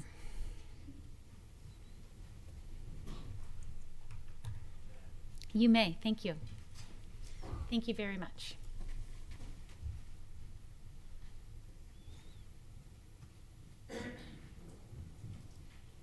And if it's different counsel from the one taking down the exhibit, we can go ahead and proceed with plaintiff's next witness. Yes, Your Honor. The plaintiff calls Chris Peterson. May I also confer with... Oh, I'm sorry. Thank you. Thank you. I'm getting the international sign for let's check on the time. So let's compare time. Your Honor, for direct examination, I have 5 minutes and 14 seconds. For cross-examination, I have 6 minutes. For direct examination of plaintiff, I have 5 minutes and 15 seconds, and for the cross-examination of the defense, I have 5 minutes and 57 seconds. Okay, so there's 1 second difference in the first time, and how many seconds in the second time? Yeah. A second and a second? A minute. For cross, I have 6 minutes. I have 5 minutes. Okay, so we are going to go with the extra second, the more generous interpretation of the first one, and somebody is going to do the math to divide the gap between the two in half, and that's going to be the correct number for the second one. We're splitting the pie. We're not splitting the baby because I don't like that expression.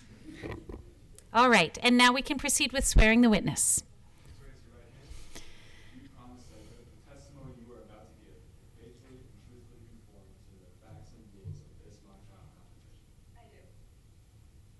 Please be seated, and I'll allow the timekeepers to express any disagreement about math. Okay, very good. Thank you. And do you need to announce that to your teammates? Okay. Speaking to 5 minutes and 15 seconds for direct examination for the plaintiff, and for cross, 6 minutes and 25 seconds for the cross-examination of the defense. Great. Any objection from counsel? All right, let's proceed with that, and you can proceed with the witness. Thank you. Good afternoon, Ms. Peterson. Good afternoon. Could you start by introducing yourself to the jury? Yes, I am a swim coach at the University of Minnesota. I have been coaching for coming up on 20 years now, and I've been at the University of Minnesota for a couple of years now, 5 years, since 2018. I coach the team that Jamie was on. How did you become a swim coach? I actually used to be a swimmer myself back in the good old days, but I'd like to think I was even good enough and almost made the Olympics, but unfortunately I did get injured and I had to stop swimming. I still wanted to stay involved, though, with the amazing sport that swimming is, and I figured coaching was the next best thing. You mentioned that you used to coach Jamie. What was Jamie like as a swimmer? He was great. He had a lot of talent for someone so young. He had a great work ethic, great team morale, and just overall, he really liked to engage with his team. How long was Jamie on the team for?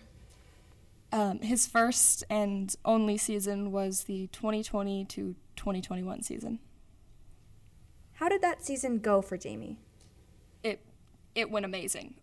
We were even more impressed with him when we saw just how hard he worked at practice. He really, like I said, engaged with his team and very quickly became a leader. Plus, it didn't hurt that he won almost all of the races he was in. Now, I want to talk to you about Jamie's injury. Were you there when Jamie tore his ACL? Yeah, I was. It was at the meet right before the Big Ten championship. Jamie was doing great. He was on track to break his personal records, and after the last turn, he slowed down, and we had to pull him out of the water. It was really hard to watch. Did you ever find out what had happened to Mr. Morton? Yeah, a couple weeks later, we learned that he had torn his ACL. Were you concerned when you heard this? Of course, I'm concerned when any of my athletes get hurt, but unfortunately, at a competitive level this high, injuries do happen. I just remember I was trying to find the silver lining, and at least it happened so early in his career, so he could still have time to recover and get back to doing what he loved. Now, I want to talk to you about what Jamie was like after that injury. Did Jamie still attend practices? Yeah, he still came to practices. I wouldn't necessarily say he participated in practices, though. He had his own exercises to follow because of physical therapy. During the first few weeks after his surgery, what sort of exercises did you see Jamie doing? At that point, he did have a leg brace on, so he was only doing upper body, dry ground aerobic exercises. Once that leg brace was removed, what exercises did you see him doing? At that point, I saw him doing baby kicks in the water. He certainly wasn't swimming with the rest of our swimmers. He was off in his own corner doing little gentle baby kicks. Now, I want to ask you some questions about Jamie's re-injury. Were you there when Jamie re-tore his ACL? Yes, I was. It was at a club practice, and, he was doing his exercises. He wasn't with the rest of the swimmers, just doing his own kind of thing, and, it just kind of happened. It was really unexpected. I mean, we'd all had such high hopes for his recovery. Miss Peterson, at any point during Jamie's recovery, were you ever concerned that he was pushing himself too hard? No. Compared to what our other swimmers were doing at practices, Jamie wasn't doing anything close to that. And there were never any signs to really be concerned. Thank you, Miss Peterson. I have no further questions at this time, Your Honor. All right, thank you. Is there a cross-examination?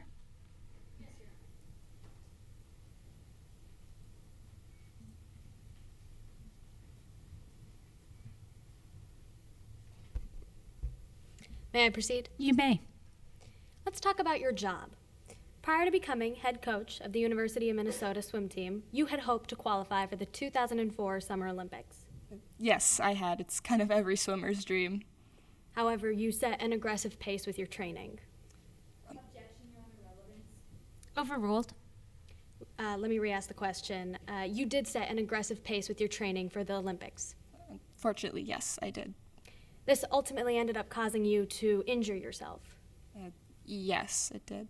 And then you ended up missing the qualifying tournament for the 2004 Summer Olympics?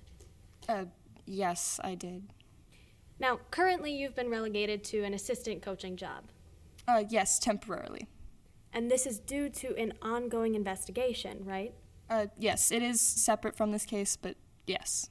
Well, this investigation is specifically about whether or not you pushed Mr. Morton too hard during his rehabilitation, isn't it?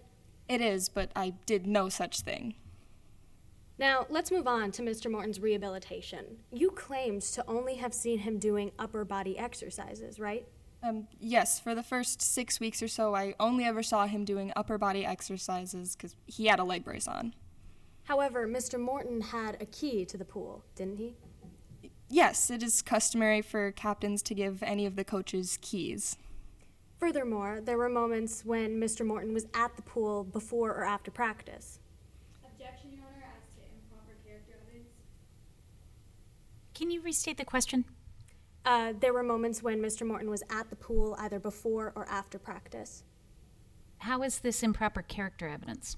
Your Honor, opposing counsel is trying to establish that because Jamie was seen before or after practice a few times, that he was consistently doing so, and this is an improper use of character evidence. Overruled. You may continue. So let me re-ask the question. There were moments when Mr. Morton was at the pool either before or after practice, right? Yes, he had set a routine before his injury, and he was just sticking to that. He really liked to welcome his teammates into practice and see them out. And to clarify, Mr. Morton had a key to the pool throughout his rehabilitation, right? Yes, we figured he was going to get back in the pool, and so we thought it was a little unfair to take away just one of the captain's keys. You only took the key away from Mr. Morton after his second injury, right? Yes, once we had to take him off the team. Now, during the moments when Mr. Morton was at the pool, either before or after practice, you weren't there. No, I wasn't. So you did not see what Mr. Morton was or was not doing during those moments, did you? I didn't, but I really have no reason to believe that Jamie would have misused his pool access. Thank you. No further questions, Your Honor. All right, thank you, counsel. Any further questions on behalf of the plaintiff? May I consult with my timekeeper on how much is remaining for direct? You may do so. For direct, there is 1 minute and 11 seconds left. You may do so.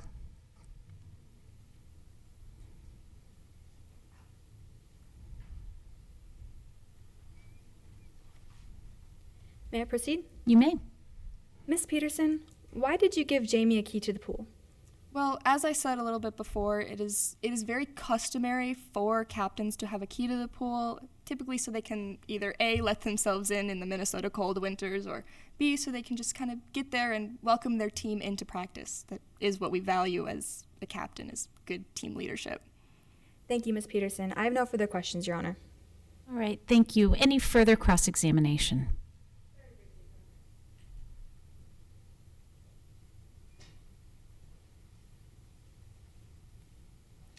Now, Ms. Peterson, you gave Mr. Morton a key to the pool so that he could get in extra reps, right?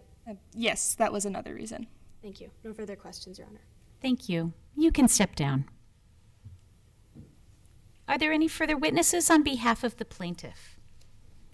None, Your Honor. The plaintiff here. All right. Now is the time for us to pivot to the defense.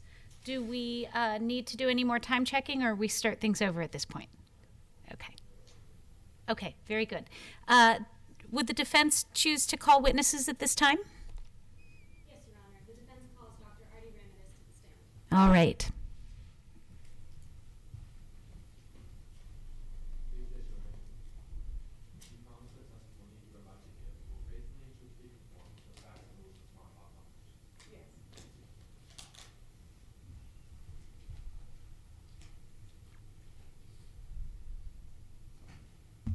You may proceed.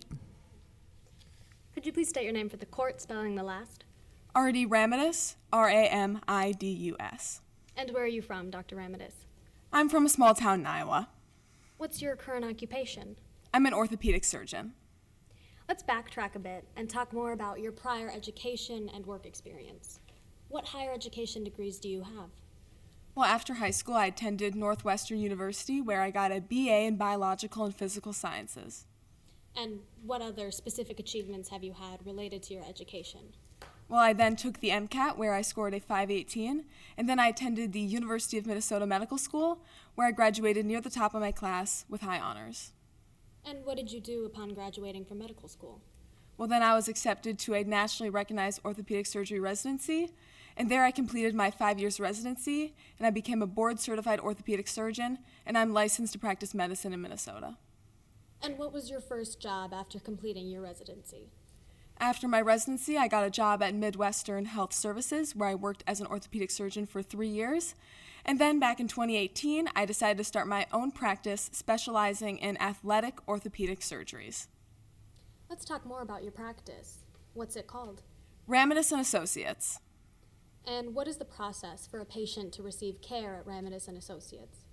Well, patients don't usually come directly to me from the football field or basketball court, but rather they get a referral first. And who are these referrals from? General practitioners or urgent care doctors. What are they generally about? Most of these referrals are regarding torn anterior cruciate ligaments, also known as an ACL. And how much experience do you have with ACL tears and surgeries? I have performed nearly 100 surgeries on torn or injured ACLs. I'm very familiar with the surgery, medical protocol, and standards of care. So let's talk more about ACL tears and surgeries. For clarity's purpose, can you please explain what an ACL is? An ACL is a ligament in the knee. It sits in the knee behind the kneecap, and it is used to help stabilize the knee. It connects the thigh bone to the shin bone. And what is ACL reconstruction? ACL reconstruction is the surgical protocol needed when the ACL is fully torn. Could you outline ACL reconstruction in roughly 2 to 3 steps? There are 3 steps to ACL reconstruction. The first being a short period of physical therapy to help reduce swelling, the second being the surgery, and the third being rehabilitation. So let's talk about the second step, which is the surgery. What's the process for that? Well, during the surgery, I make 2 small cuts in the area known as incisions. I then use a small camera to remove the damaged ligament and replace it with a tendon. Ligaments and tendons are fibrous tissue within everyone's body. The process of removing the damaged ligament and replacing it with a tendon is called a graft. And what kind of grafts can be used for ACL reconstruction? There are 2 main types of grafts used for ACL reconstruction. One of them being an autograft, which is tissue from the patient's own body, another being an allograft, which is tissue from a cadaver. And which graft did you use for Mr. Morton's surgery? I used an allograft. Why? Well, there are many benefits to using an allograft, one of which it can be prepared in advance, which allows for a shorter operation time. But more importantly, using an allograft allows for a smoother and easier recovery period, and given Mr. Morton is an athlete, this would be the correct decision. And why did you choose not to use an autograft? I did not use an autograft as it would require me to operate on 2 parts of the patient's body, increasing the risk of infection and re-injury. And again, given Mr. Morton is an athlete, this would be the wrong decision. So let's move on to the third stage of ACL reconstruction, which is the rehabilitation. What's your role in the patient's rehabilitation? Well, I don't personally oversee the rehab. That is for the physical therapist. I see the patient 6 weeks and 10 weeks after the surgery. However, I can say that it is incredibly important for the patient to follow the rehab regimen. I truly cannot stress this enough. And what are some effects on the patient's surgery if they don't follow the rehab regimen? Well, the incisions can heal easily on the outside, but without proper strength training, proper stretching, and proper mobility practice, the body can heal in a way on the inside that results in the patient not being able to compete in sports anymore. So let's move on to the case at hand. When was Mr. Morton first referred to you? February 3rd, 2021. And what was your initial diagnosis? After the MRI, I diagnosed Mr. Morton with a torn ACL. Now, how did you communicate with Mr. Morton about potential treatment options? I communicated to Mr. Morton the risks, and given this information, he agreed to do the surgery using an allograft. And when did you perform the surgery? February 22nd, 2021. What were the results of the surgery? The surgery went well. Everything was within the margin of error, and the standard of care was met.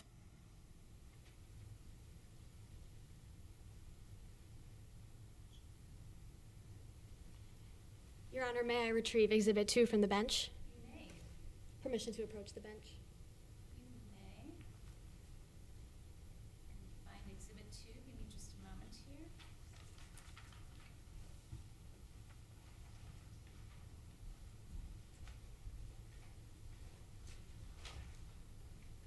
And permission to approach the witness to hand them Exhibit 2.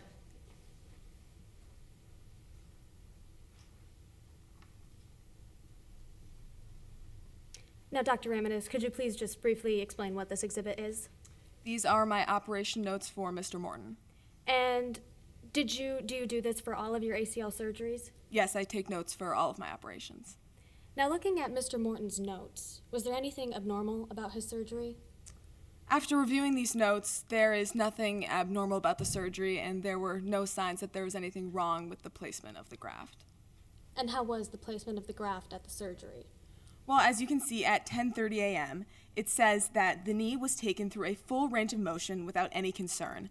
And this shows that there was no signs that there was anything wrong with the placement of the graft. Now, let's move on to the third stage, the rehabilitation. What did you instruct Mr. Morton to do after the surgery? I instructed Mr. Morton to use crutches and wear a knee brace when applying weight and pressure to the knee. And when did you see Mr. Morton after the surgery? 6 weeks after the surgery. What did you notice at that checkup? I noticed that Mr. Morton's knee was lacking in range of mobility. And when did you see him after that? 10 weeks after the surgery. Again, what did you notice at that checkup? Mr. Morton had reports of acute knee pain, which was concerning as I had set up Mr. Morton for a successful recovery. What was your next step after this meeting? Well, at this point, I had suspected a re-tear, so I ordered another MRI, and the MRI unfortunately confirmed this. And what else, if anything, did the MRI reveal? The MRI showed that the graft was slightly vertical. In a perfect surgery, a graft would be placed more near a 10 o'clock position. In my surgery, the graft was placed more near an 11 o'clock position. This is an 8.3% difference in degrees. Perfection is an unrealistic expectation in surgery. That is why we have margins of error. Everything... Sustained. Dr. Ramadis, in your expert opinion, what is the most important factor to the long-term success of a patient's ACL surgery? Well, the most important factor is the responsibility that the doctor and the patient must uphold to each other. Could you elaborate on that responsibility? Of course. Well, the doctor has a responsibility to provide the best care possible for the patient. I stand by the decisions I made, given the information I had about Mr. Morton and his lifestyles and desires. The patient has an equal responsibility to uphold the doctor's instructions. I cannot say whether or not Mr. Morton did this, and there's only so much I can do once the patient leaves my office. Thank you, Dr. Ramirez. No further questions, Your Honor. All right, thank you, counsel. Cross-examination? Your Honor, permission to tender the evidence. You may do so, and I'm just going to mention that I have like 14 copies of several exhibits, so I think I might have accidentally received someone's whole stack of things if you need them back. Yes, Your Honor. Okay. So I'm going to involve your bailiff in this entire process. Give this stack back, and I'll take that one. I think that might be why I had your, you may, thank you. All right, thank you, very good. Great. May I proceed? You may proceed.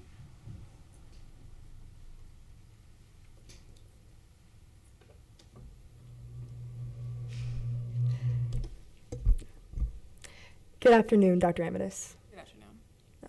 I want to talk about the surgery you performed on Mr. Morton, specifically the allograft you used. So you're aware of the specific literature on allografts? Yes, I am. And you consider them while doing your own surgeries? Yes, I do. Your Honor, permission to approach the bench to receive Exhibit 3. You may do so. Let the record reflect that I'm approaching the bench. And Your Honor, permission to approach the witness. You may do so. Let the record reflect that I'm approaching the witness with Exhibit 3.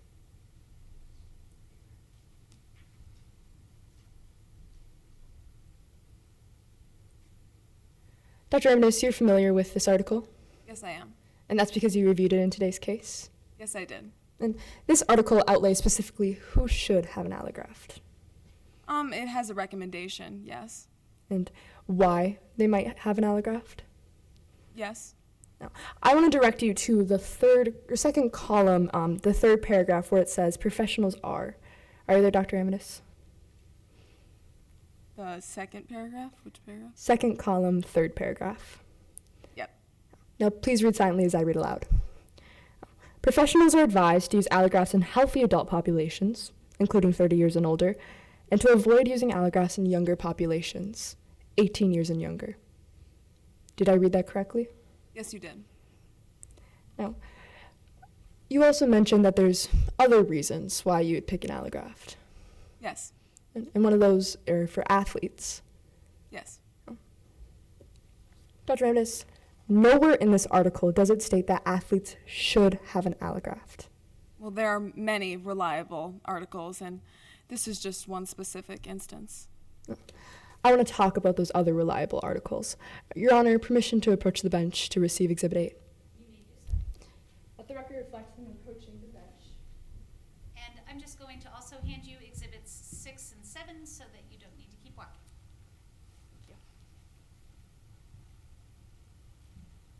May I approach the witness? You may do so.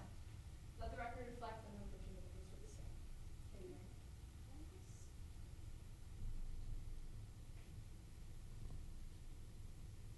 Amen. Now, you're familiar with this article, Yes, I am. and it's because you looked at this for today's case. Yes, I did. And this is a reliable authority in your field. Yes, it's one of many reliable authorities. And this also outlines who should specifically have an allograft. It recommends, yes. Now, I want to direct you to the second bullet point under the first question head, where it says, studies have shown. Are you there, Dr. Amadis? Yep. Now, please read silently as I read aloud. Studies have shown that the retear rate of allograft tissue in patients younger than 20 years old is very high. Did I read that correctly? Yes, you did. And these are both two articles that clearly state that allografts should not be used on 18-year-olds. It is a recommendation, and I don't generalize my patients. I look at things on a case-to-case basis and decide what graft to use based on their needs. Let's talk more about that case-to-case basis. Now, You recommend an allograft as a standard rule for your patients. Well, yes, as I work with athletes. In fact, you always recommend an allograft. I tend to always, as it has a smoother and easier recovery period, which is beneficial to athletes like Mr. Morton. Let's talk about that smoother and easier recovery period. I want to bring your attention back to Exhibit 3. Specifically, where it states, it would be at the same paragraph I was talking before, second column, third paragraph, where it states the major disadvantages. Now, please read silently as I read aloud. The major disadvantages with allografts are risk of disease transmission, possible rejection from patient's immune system, and slower incorporation. Did I read that correctly? Yes, you did. I want to move to the placement of the graft in your surgery. Now, the placement for this graft should be around a 10 o'clock angle on an analog clock. More near, yes. And that's the correct positioning. Yes, however, there is a margin of error, and my surgery was within it. Because it provides the best rotational stability. More near a 10 o'clock position could. Is that a yes to my question that provides the best rotational stability? It could, yes. Because it provides the best chance of recovery.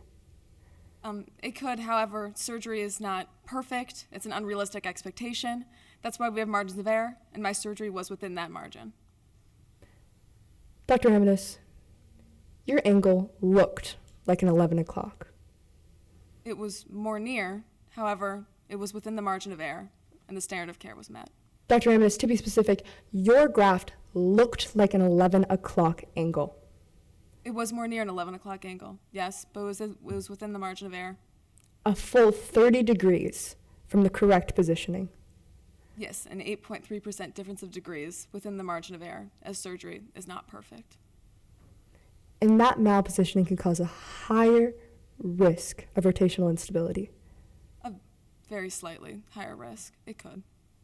And that causes a higher risk of re-tear. Surgery is not perfect. It could, but again, it was within the margin of error. Dr. Amadeus, directing you back to my question, that causes a higher risk of re-tear. Very slightly, it could, yes. No further questions, Your Honor. And I ask at this time I be able to tender the evidence.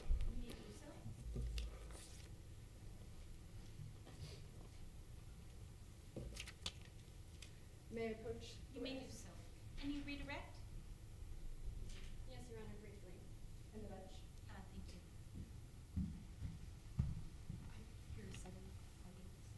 Okay. You can proceed, thank you.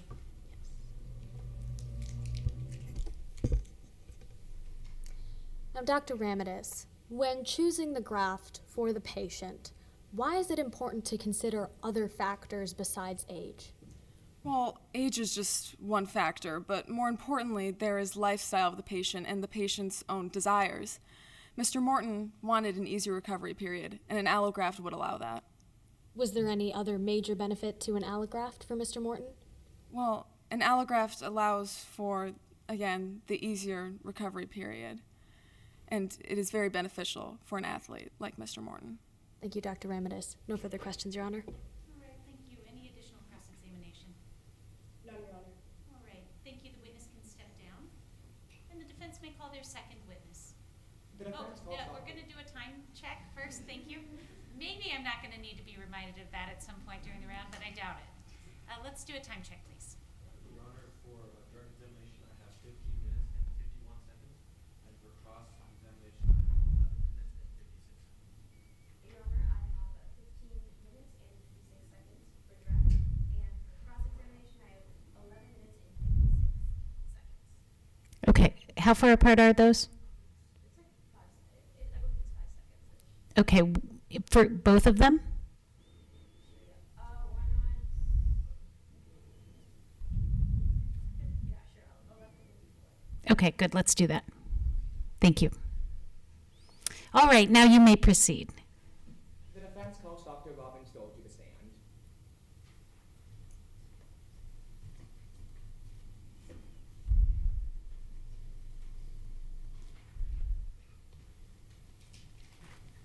It's all right, take your time. You have 2 hats.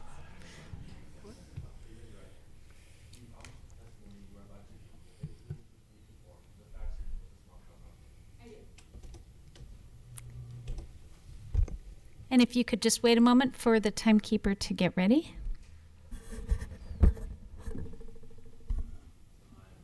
All right, let's proceed. Good afternoon, Doctor. Good afternoon. Could you please state your full name for the court, spelling the last? My name is Robin Stoll, Stoll. Dr. Stoll, what do you currently do for a living? I'm a physical therapist, and I'm a physical therapist in Dr. Remedis' clinic. What education do you have in the field of physical therapy? I have a doctorate in physical therapy. And moving on to your relation to the defendant, how do you know Dr. Remedis? I work in Dr. Remedis' clinic, and I'm really close to being promoted to department chair, so I'm really excited about that. Now, within that clinic, how did you come to know the plaintiff, Jamie Morton? So Dr. Remedis recommended Mr. Morton to me because I am really good at what I do, which is getting athletes back to their sports. How did you consult with Mr. Morton about treatment options? I had a discussion with Mr. Morton where we kind of talked about what he wanted out of the treatment, some of his goals, and just how we would proceed. What physical therapy plan did you end up choosing? So Dr. Remedis actually chose a physical therapy plan from the American Society of Sports Medicine research base, and this has proven very, very effective, especially for athletes who have torn their ACLs in the past. Thank you. Your Honor, permission to approach the witness to hand her what has been previously entered as Exhibit Number 7. You may do so. Thank you.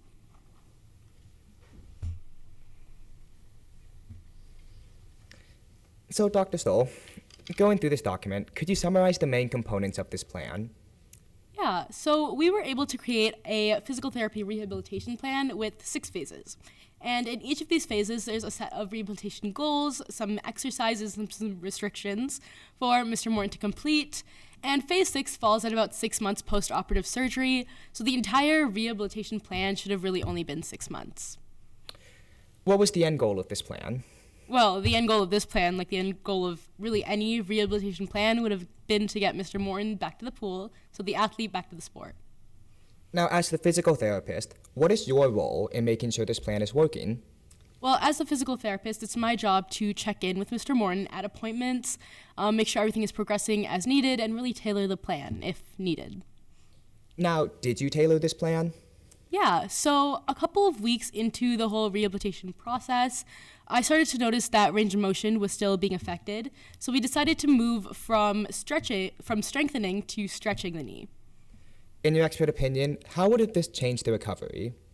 Well, recovery would have honestly been improved at this point because the end goal is still the same of getting Mr. Morton back to the pool. We're just tailoring the plan. Now, let's move on to another aspect of the plan. What were the most important restrictions to follow? Yeah, so there were a couple of big ones. So Mr. Morton was not allowed to be on his knee at all. So there was a mandatory 6-week period to be on crutches. And also, Mr. Morton was not able to go in the pool at all because that would severely damage the stitches and could harm rehabilitation. How could you ensure that Mr. Morton was following those restrictions? Well, I kind of had to go off of what Mr. Morton told me and just things that I generally observed at appointments. And how did you keep track of those observations? I keep a very detailed record of notes and observations from appointments. Your Honor, permission to retrieve Exhibit 9 from the bench. You may do so.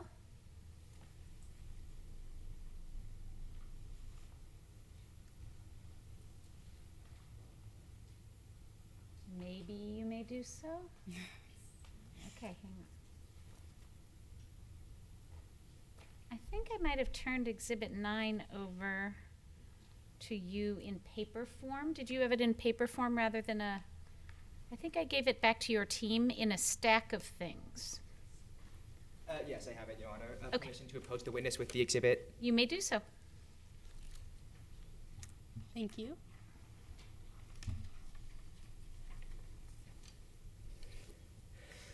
Dr. Stoll, what concerns did you have about what Mr. Morton reported? Well, specifically in these treatment notes, I mentioned that Mr. Morton admitted to getting in the water, which I had to remind Mr. Morton over and over that it is so important to follow the rehabilitation plan because if you don't follow it, it could severely damage the stitches and it could harm the entirety of the rehabilitation. How did Mr. Morton respond to your concerns? Well, I asked Mr. Morton about getting in the pool too early, and I made sure to remind him. And he just got very evasive when I asked him questions about being in the pool and what he was doing in the pool. So I honestly don't know what he was actually doing in the pool. Why is it important to know what Mr. Morton was doing in the pool?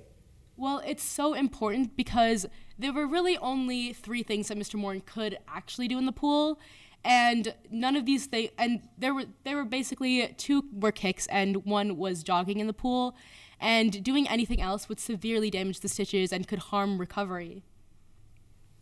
Was there anything else to indicate that Mr. Morton was not following protocol? Yeah, after one of the physical therapy appointments, I saw Mr. Morton walking without the use of his crutches, and this was before the 6-week period had ended, and so Mr. Morton was putting stress on his knee when he was not supposed to be. In your expert opinion, how would not following protocol affect the recovery? Well, not following protocol would severely affect the recovery because you're just putting more stress on a knee that should be healing, and this would only damage the knee further. Thank you. No further questions, Your Honor. All right, thank you. And any cross-examination? Yes, Your Honor. You may proceed.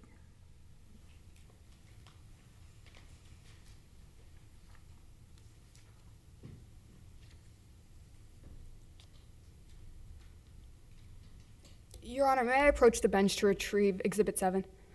Yes.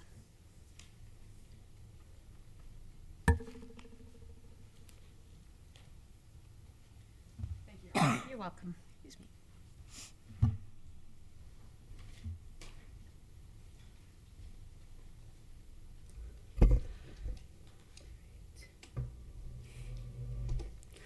Good afternoon, Ms. Stoll. Good afternoon. You mentioned on direct examination that Jamie Morton wasn't following the restrictions in his physical therapy plan, correct? Yes, that's correct. I want to go over those restrictions he didn't follow. Let's start off like you mentioned. You saw him walking without crutches, correct? Yes, that's correct. And that was before he was cleared? Yes, that's correct. You only saw this one time, though. Yes, but even one time is still damaging to stitches. To be clear, this was one time.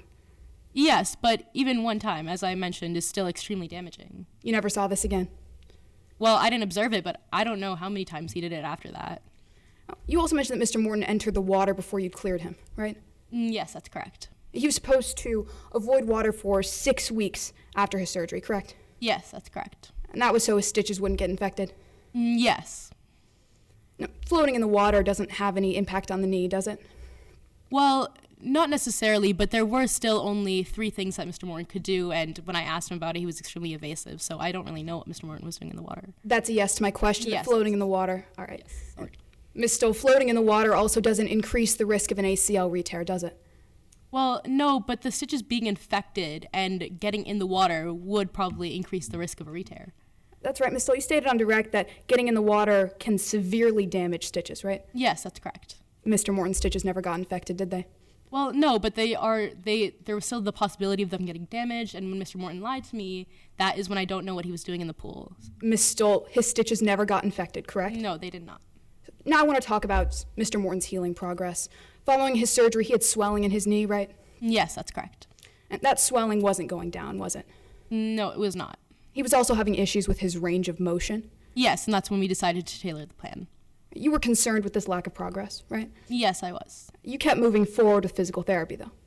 Well, we did tailor the plan so that we could change it up a little bit so that we could help what Mr. Morton needed. So that's why we decided to move from strengthening to stretching. All right, Ms. Stoll, but you did keep moving forward with physical therapy? Yes, after we tailored it. Until his re-tear? Yes. Ms. Stoll, you're aware that Jamie Morton's graft was misplaced in surgery? Yes, I am. This is something that can cause slow progress in rehabilitation? There is a small chance, but I would say that Mr. Morton being in the pool is the reason why. But yes. Ms. Stoll, you don't know what Jamie Morton was doing in the pool, do you? No, I don't. But you know his graft was misplaced in surgery, right? Yes, I do. And you know this can cause slow progress? Overruled. I'll allow it for cross-examination purposes. Ms. Stoll, you know this can cause slow progress? I know that there's a small chance, yes. You know this can cause range of motion limitations. I know that there is a small chance that it can cause range of motion limitations, but overall I think that Mr. Morton getting in the pool would have caused the bigger issues. That's a yes to my question that a misplaced graft can cause range of motion limitations. Yes. Now let's talk about Dr. Ramadis' involvement in the rehabilitation. Jamie Morton had a 6-week checkup, correct? Yes. And that was with Dr. Ramadis? Yes, that's correct. So you're aware of what happened at this checkup? Yes, I am. Dr. Romadus checked the condition of Jamie Morton's knee, right? Yes, he did. And cleared him to progress in physical therapy. He cleared him to be in the pool. He told you to move on to the next phase of your recovery plan. He cleared Mr. Morton to be in the pool. All right. Your Honor, permission to approach the witness with what has been marked as Exhibit 7? You may do so. Let the record reflect, I am showing this old Exhibit 7. Thank you. If we could refer to her as Dr. Stoll. Yes, Your Honor. Dr. Stoll, this is Jamie Morton's rehabilitation plan. Yes, that's correct. Now, I'd like to direct you to the 3rd page. I'm at phase 3. Are you there? Yes, I am. Now, this phase is set to happen 6 to 8 weeks after the surgery, correct? Yes, that's correct. And at that 6-week checkup, Dr. Romadus cleared Mr. Morton to start doing kicks in the pool again. Yes, just 3 basic kicks so that we can help get Mr. Morton back. Those kicks don't appear in this plan until phase 3? Yes, that's correct. Now, I'd like to direct you to just above that. I'm at criteria to progress. Are you there? Yes, I am. I want to go through those together. I'm at the first bullet point. That reads no swelling, correct? Yes, that's correct. That is what it says. And Jamie Morton's knee was still swollen at that 6-week checkup? Yes, but as I mentioned, we did tailor the plan to what Mr. Morton needed. So, yes, it does say this here, but we did change it a little bit. Ms. Stoll, directing you to the second bullet point. My apologies. Dr. Stoll, directing you to the second bullet point. That reads knee flexion range of motion within 10 degrees of contralateral side? Yes, that is what it says. Now, essentially, this deals with how far Jamie Morton could bend his knee. Yes, that is what that means. The difference between his injured and uninjured knee had to be within 10 degrees, right?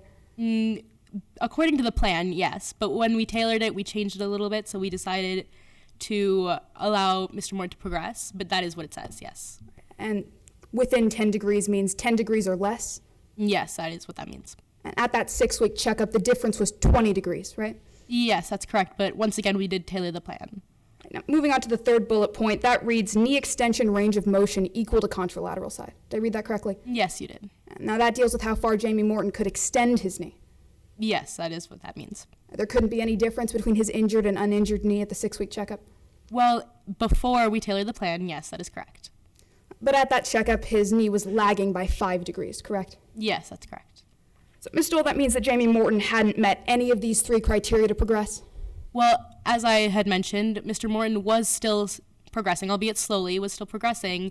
We decided to tailor the plan, and even though the criteria wasn't met, we did tailor the plan to allow Mr. Morton to get what he wants, which is to be in the pool. Ms. Stoll, directing you back to my question, he had not met any of these criteria to progress? No, he had not. And Dr. Romadus still cleared him to move into the next phase?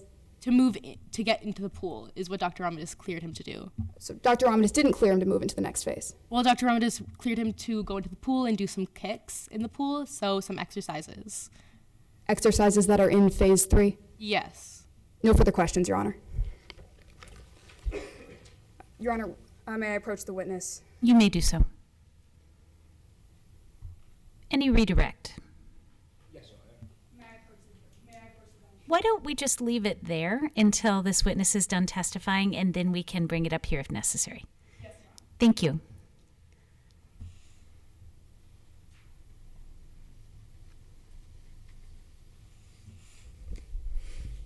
May I proceed? You may. Dr. Stoll, was there any way you can confirm what Mr. Morton was doing in the pool? No, because even when I asked Mr. Morton, he was extremely evasive with my questions, so honestly, I don't know what he's doing in the pool. For all I know, he could have been using his knee.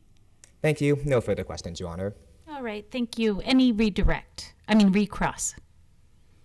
Honor. Okay, thank you. You may step down. Thank you. And you may now retrieve the exhibit. And we are going to do an unsolicited time check. All right. Your Honor, there's 5 minutes, and we have 4 minutes and 21 seconds left for cross-examination for plaintiff. And apologies. That's all right. You may. Thank you. Thank you. For direct examination, I have 10 minutes and 3 seconds. For cross-examination, I have 5 minutes and 1 second. Okay. Yes, that sounds terrific.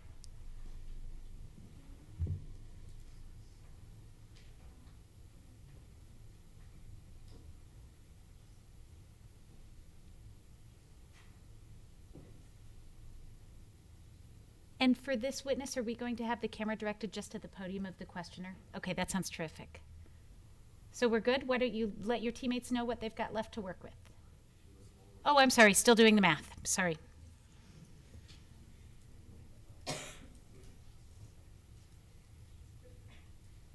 Your Honor, we have for the direct examination, we are now at 10 minutes and 15 seconds.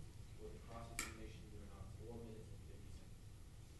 All right, thank you very much. And let's proceed with the final witness on behalf of the defense. Your Honor, defense calls Val Rivera to the stand. All right, great.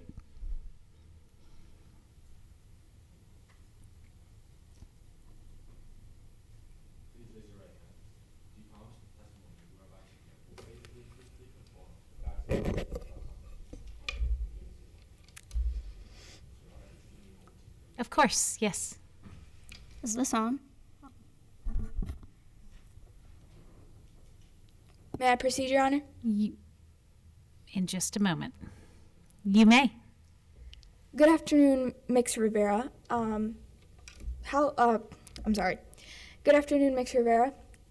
Please state your name for the court, spelling the last. My name is Val Rivera, and Rivera is spelled R-I-V-E-R-A. And Mix Rivera, how old are you? I'm currently 20 years old. And where are you from? I'm from Missouri, St. Louis to be specific. Can you tell me a little bit about what you do for a living? Yeah, so I'm actually a student, but other than that, I work at a daycare, and I also babysit on the side when I have time. And where is it that you go to school? I go to the U of M, where I'm majoring in business because I want to start my own jewelry business, and I'm also minoring in creative writing. Moving on to the case at hand, can you tell me what your relation is to the plaintiff? Yeah, so I know Jamie because not only are we friends, but we were teammates, so I do know Jamie pretty well, especially in regards to Jamie as a swimmer.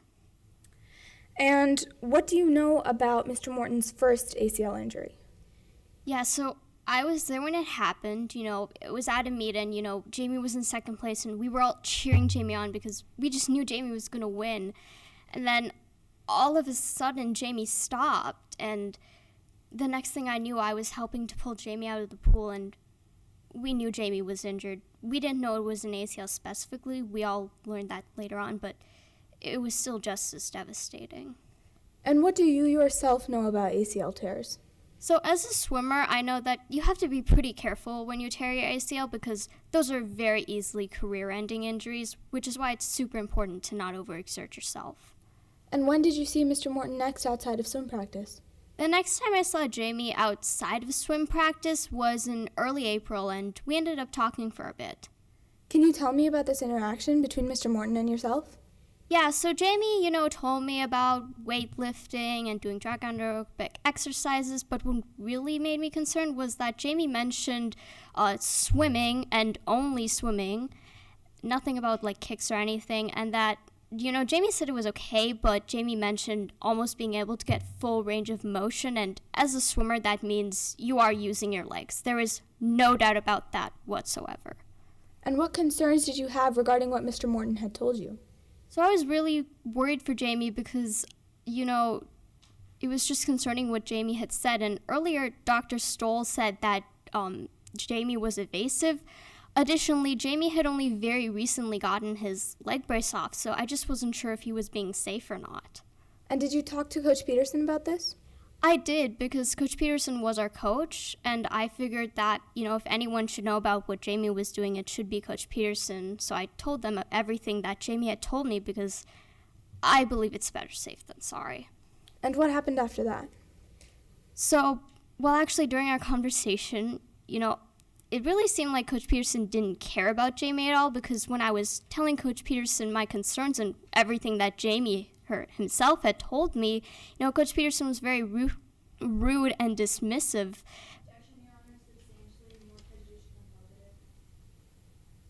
What's your response? Your Honor, my witness is testifying to what they heard from the coach, and they're testifying towards whether or not the coach followed up, which is more probative than prejudicial. I'll allow it. Overruled. You may proceed. Would you like me to re-ask the question? Yes, please. And what happened when you told Coach Peterson? So, like I said before, during my conversation with Coach Peterson, it just really seemed that Coach Peterson didn't care about Jamie at all, because when I brought my concerns forward, Coach Peterson was just rude and dismissive of them. And additionally, it seemed like, to my knowledge, Coach Peterson never followed up with Jamie in any way, because Coach Peterson never followed up with me in any way, so I really don't know. Thank you. No further questions, Your Honor. All right. Any cross-examination? You may approach.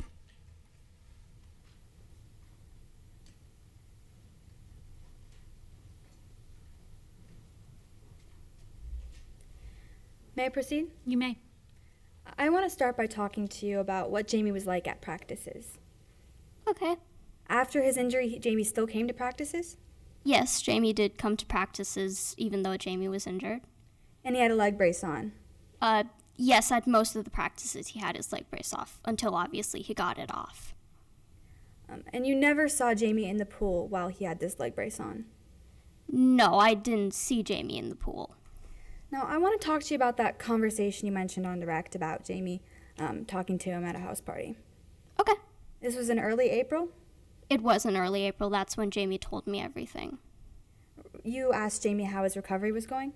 I asked Jamie how it was going, and then Jamie told me about the recovery. His leg brace was off at this point? Yes, I do believe Jamie had the leg brace off. And he told you that he was allowed to get back into the water? He said that Coach Peterson had allowed him to go back into the water. Mix Rivera, is that a yes that he told you that he was allowed to get back into the water? Yes, he said that Coach Peterson allowed him to go back into the water. He also said that there were some exercises that he could now safely do. He said that, the exercises he told me about doing were okay as long as you do them properly.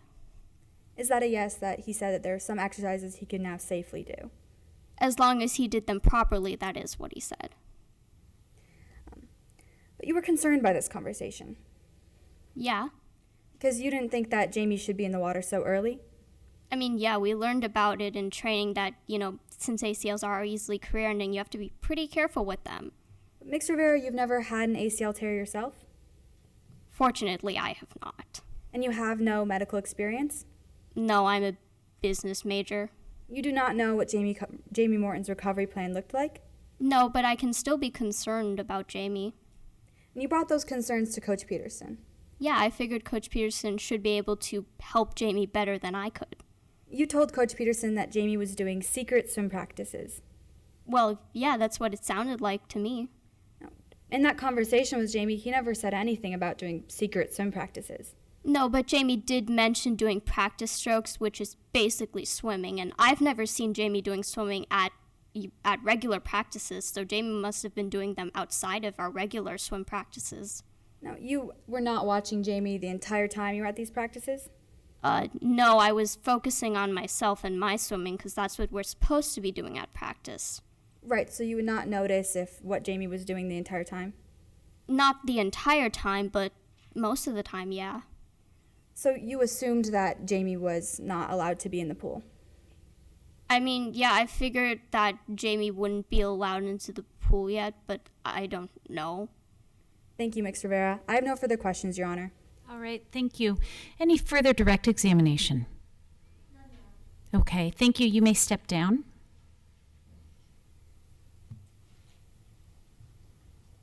Any additional witnesses on behalf of the defense? Any rebuttal witnesses on behalf of the plaintiff? None, Your Honor. Okay. With that, I believe it's time to pivot to preparing for closing arguments. Is now the appropriate time to begin the 2-minute clock?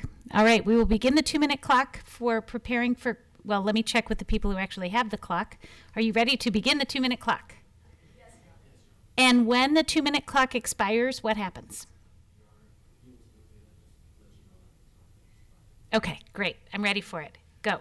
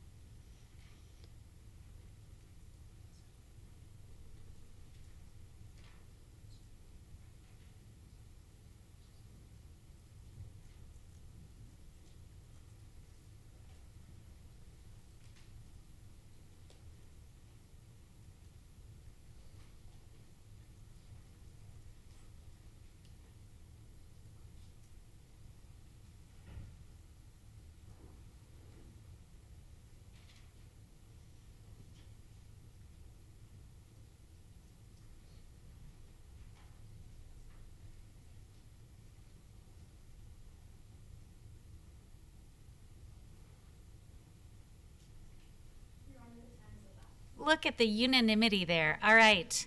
Let's go ahead and get started. Would counsel who's going to deliver a closing argument on behalf of the plaintiff please approach the podium?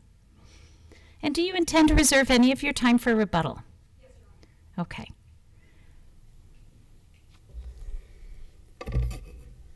Your Honor, could I set up our demonstrative for use in my closing argument? Certainly you may.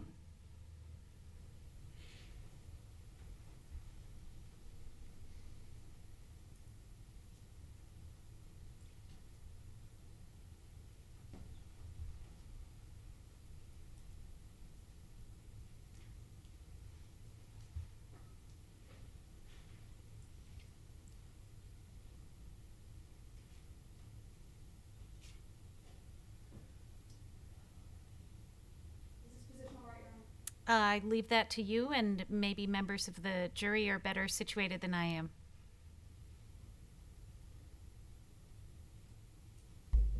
May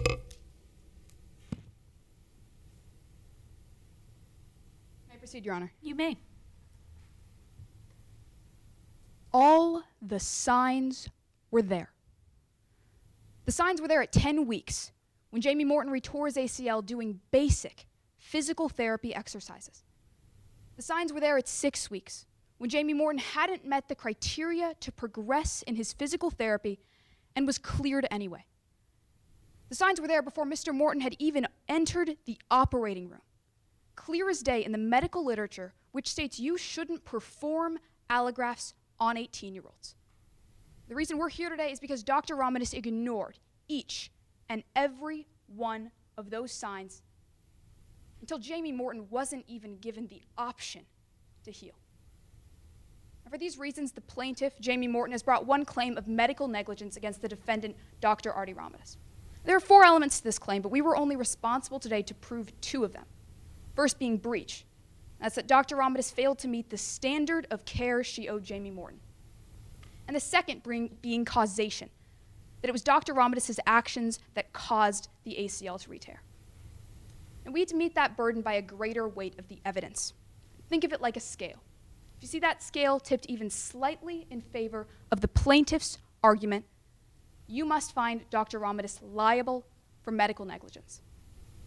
Members of the jury, we have met that burden today through the discussion of 3 key facts. Dr. Romanus' choice in operation, her performance of that operation, and her decisions during rehabilitation. I want to take you back to February of 2021, before Jamie Morton was taken into surgery, before he'd even agreed to a procedure. At this point, Dr. Romanus had a choice between 2 operations to recommend.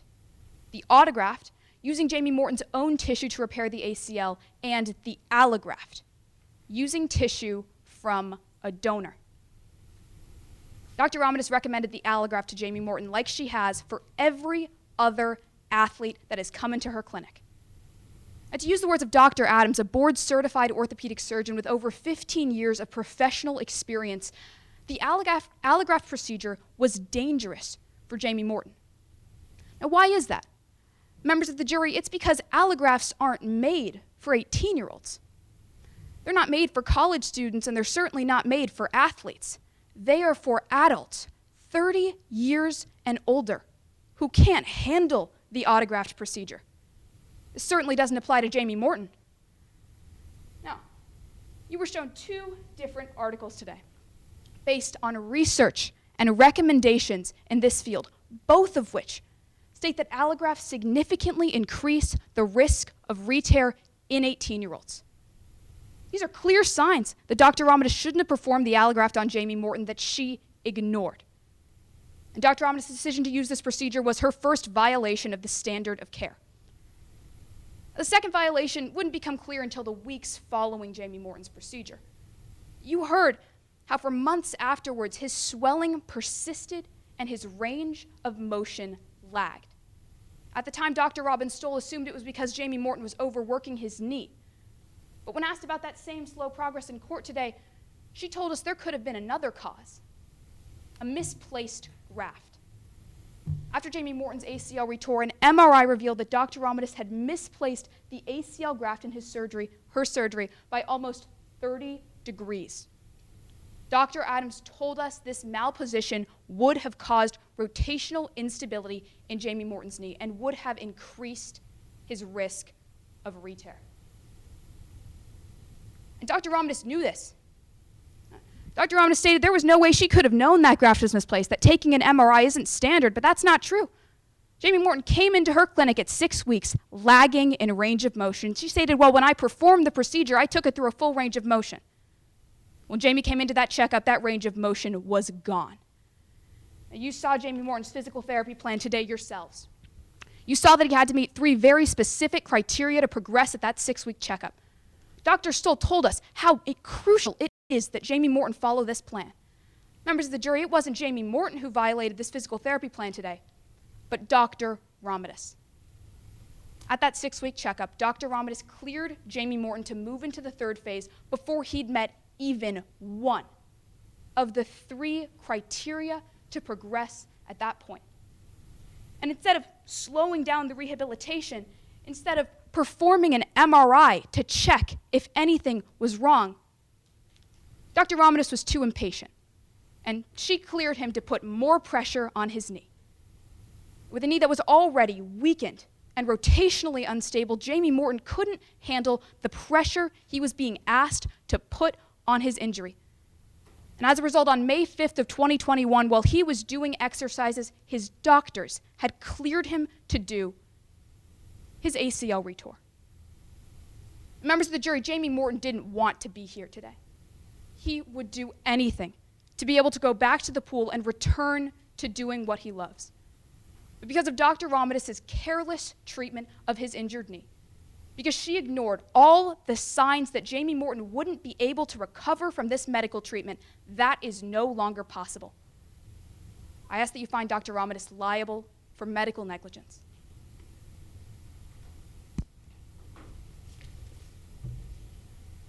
Your Honor, should I deconstruct the demonstrative this time? Yes, that would be great. Thank you. There, that was fast.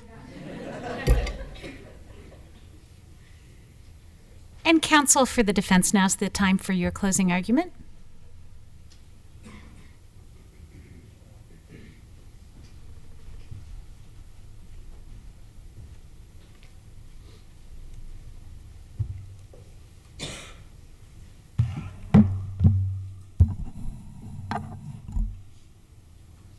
Testing.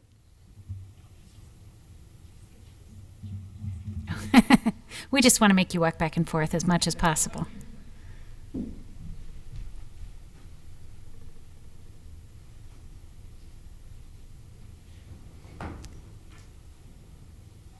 You may proceed. Thank you. May it please the court, opposing counsel, members of the jury, Your Honor. Today we have heard the story of how Mr. Morton's patterns of impatience caused a second ACL tear.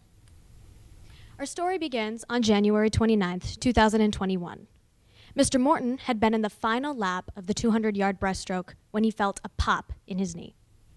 At first, he was incorrectly diagnosed with breaststroker's knee. However, when the pain persisted, he sought the help of esteemed Dr. Artie Ramidis, who ordered an MRI. Unfortunately, the MRI confirmed that Mr. Morton had in fact torn his ACL and would require surgery to fix it. Now, taking into consideration Mr. Morton's competitive swimming aspirations, as well as the numerous scientific benefits associated with the use of an allograft, Dr. Ramidis decided that an allograft would be the best decision for the surgery. Now, members of the jury, today you are tasked with answering the question of whether Dr. Artie Ramidis was negligent in her care for Mr. Morton. Specifically, there are 2 major elements to this negligence you will need to assess. Firstly, you will need to assess whether Dr. Ramidis was negligent in her care for Mr. Morton through breach of her legal duty. Now, today, the plaintiff has argued that Dr. Ramidis made the incorrect decision by choosing an allograft and should have instead chosen an autograft. Their main point was the consideration of the patient's age. However, in making this argument, plaintiff is neglecting 2 major points. Firstly, consideration of age is only a recommendation given to doctors. It's not a requirement. And secondly, there are numerous other factors a doctor must consider when choosing the right graft for the patient that are just as important. Dr. Ramidis knew that an allograft has an easier recovery period. For a patient hoping to get back into the pool in a timely manner, this would be of incredible importance. Furthermore, Dr. Ramidis did not solely make the decision to use an allograft. She consulted with Mr. Morton about the potential treatment options, and only after receiving his consent to proceed with the allograft did she then perform the surgery. Now, the second element of negligence you will need to assess is the proximate cause of the injury. Following the surgery, it was now completely Mr. Morton's responsibility to follow the rehab regimen as directed by Dr. Ramidis and Dr. Stoll. This is where Mr. Morton's patterns of impatience began, and it is ultimately no surprise that he ended up tearing his ACL for a second time. Now, the rehab regimen given to Mr. Morton was tailored towards his competitive swimming aspirations. Dr. Stoll noticed that he was struggling with range of motion, so she tailored the plan to focus on stretching rather than strengthening. However, it was made explicitly clear to Mr. Morton the consequences of violating the proposed rehabilitation plan, yet he instead disregarded the instructions given to him repeatedly. Firstly, in Mr. Morton's own testimony, it was revealed that he entered the pool before his stitches had fully healed. Now, Mr. Morton claims that he thought they had fully healed, but members of the jury, Mr. Morton is not a physical therapist, nor does he have any medical background knowledge to simply decide when the proper time for re-entry into the pool is. On a completely separate occasion, Dr. Stoll revealed that she in fact saw Mr. Morton carrying his crutches when he was supposed to be using them, a direct violation of the rehabilitation protocol. Then, from the testimony from Val Rivera, it was revealed that Mr. Morton himself admitted to getting into the pool before being cleared by his doctors. This, as well as the fact in Dr. Adams' testimony through Exhibit 9 that Mr. Morton entered the pool 2 weeks after surgery, even though the rehabilitation plan asked him to enter 6 weeks after surgery, proves that Mr. Morton's patterns of impatience led to a second ACL tear. It was also revealed in Coach Peterson's testimony that Mr. Morton had a key to the pool throughout his rehabilitation, at times without supervision. Again, members of the jury, it becomes abundantly clear that Mr. Morton's patterns of impatience caused his second ACL tear. Now, the plaintiff brings up one other point, and that is the positioning of the graft. They claim that it was for this reason that Mr. Morton ultimately tore his ACL for the second time. However, Dr. Ramidis, an expert in ACL surgeries having done nearly 100 herself, explained that perfection is not a realistic expectation. That's why surgeries have a margin of error. The difference in degrees for Mr. Morton's surgery was only 8.3%, a difference that is certainly not large enough to cause a second re-tear. Further proof that Dr. Ramidis' surgery met the standard of care was provided in her own testimony, where it was revealed through Exhibit Number 2, the operation notes, that Mr. Morton's knee was taken through a full range of motion right after surgery without concern. Members of the jury, plaintiff is right. All the signs were there. All the signs that Mr. Morton violated the rehabilitation plan continuously. All the signs that Dr. Ramidis met the standard of care and provided the best care they could for Mr. Morton, given what they had. Members of the jury, at the end of today's trial, you will have to use the greater weight of evidence. And again, you can think of this like 2 pools filled with water. At the end of today's trial, you will need to determine which side is more full with evidence and testimony, even if it's just by 1 drop. Today, the defense counsel has presented with oceans of evidence demonstrating precisely how Mr. Morton's continuous patterns of impatience and violation of the rehabilitation protocol caused his second ACL tear. For this reason, the defense asks that you find Dr. Ramidis not liable for medical negligence. And we ask that on the jury deliberation forms you will be given, you answer no to both questions. Thank you.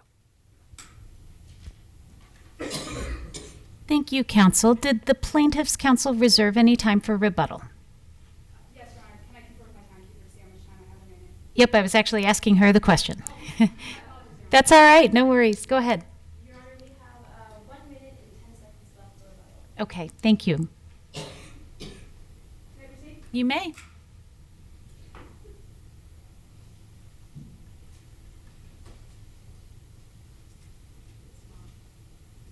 The defense has just informed you that it was patterns of impatience that caused Jamie Morton's re-tear, so let's unpack that pattern. I want to go over the fact that they've only identified 2 physical therapy restrictions that Jamie Morton did not follow. The first being that he was seen a single time walking without crutches, and the second being that he entered the pool. Now, you've heard that phrasing a lot, entered the pool, and you've heard it because that's all the defense knows. They don't know anything after that. They don't know what he was doing in the pool, if he was doing any exercises, and Mr. Morton came before you today to tell you that he didn't. They informed you that Mick Rivera came up to the stand and let us all know that Jamie Morton was doing lower body exercises in the pool before he was cleared. Let's think about that. Mick Rivera also told us that at that party, Jamie Morton's brace was off. If you recall Dr. Stoll's testimony, Jamie Morton was cleared to remove his brace at the same time he was cleared to start doing kicks at the pool. Members of the jury, if Mick Rivera is being truthful, he was cleared to be doing exercises in the pool at this point. They want you to look, 5 seconds left. The defense wants you to look for a pattern, but they have been unable to identify one. Find Dr. Romadis liable for medical negligence. Thank you, counsel. All right, now I think we begin the 2-minute time period for conferring about whether either side would like to raise a major rules violation. Commence conferring.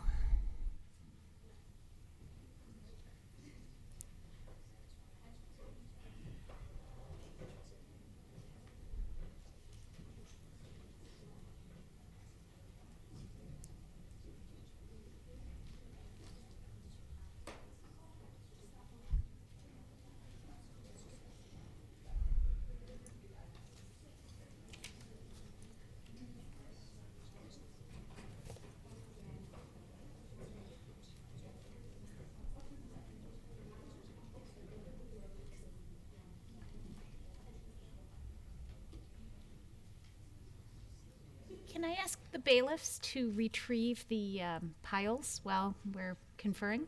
Yes, please do. You may as well, thank you. I don't know who gets what, but you can thumb wrestle.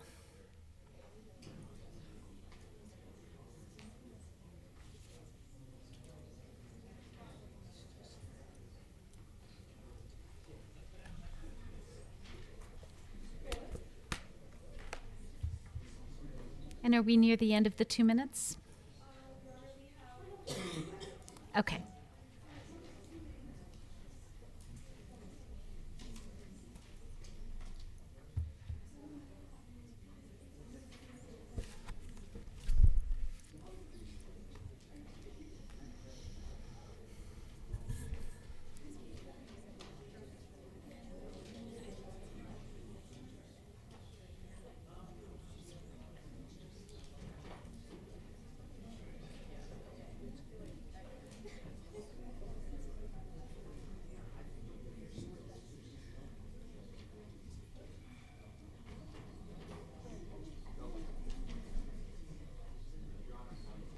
All right, time is up. Let's begin with counsel for the plaintiffs. Would you like to raise any major rule violations? None. Okay, thank you. And how about counsel for the defense? All right, good. That's what I wanted to hear. I think that concludes the round. Thank you all very much for your excellent work today. It's just been amazing.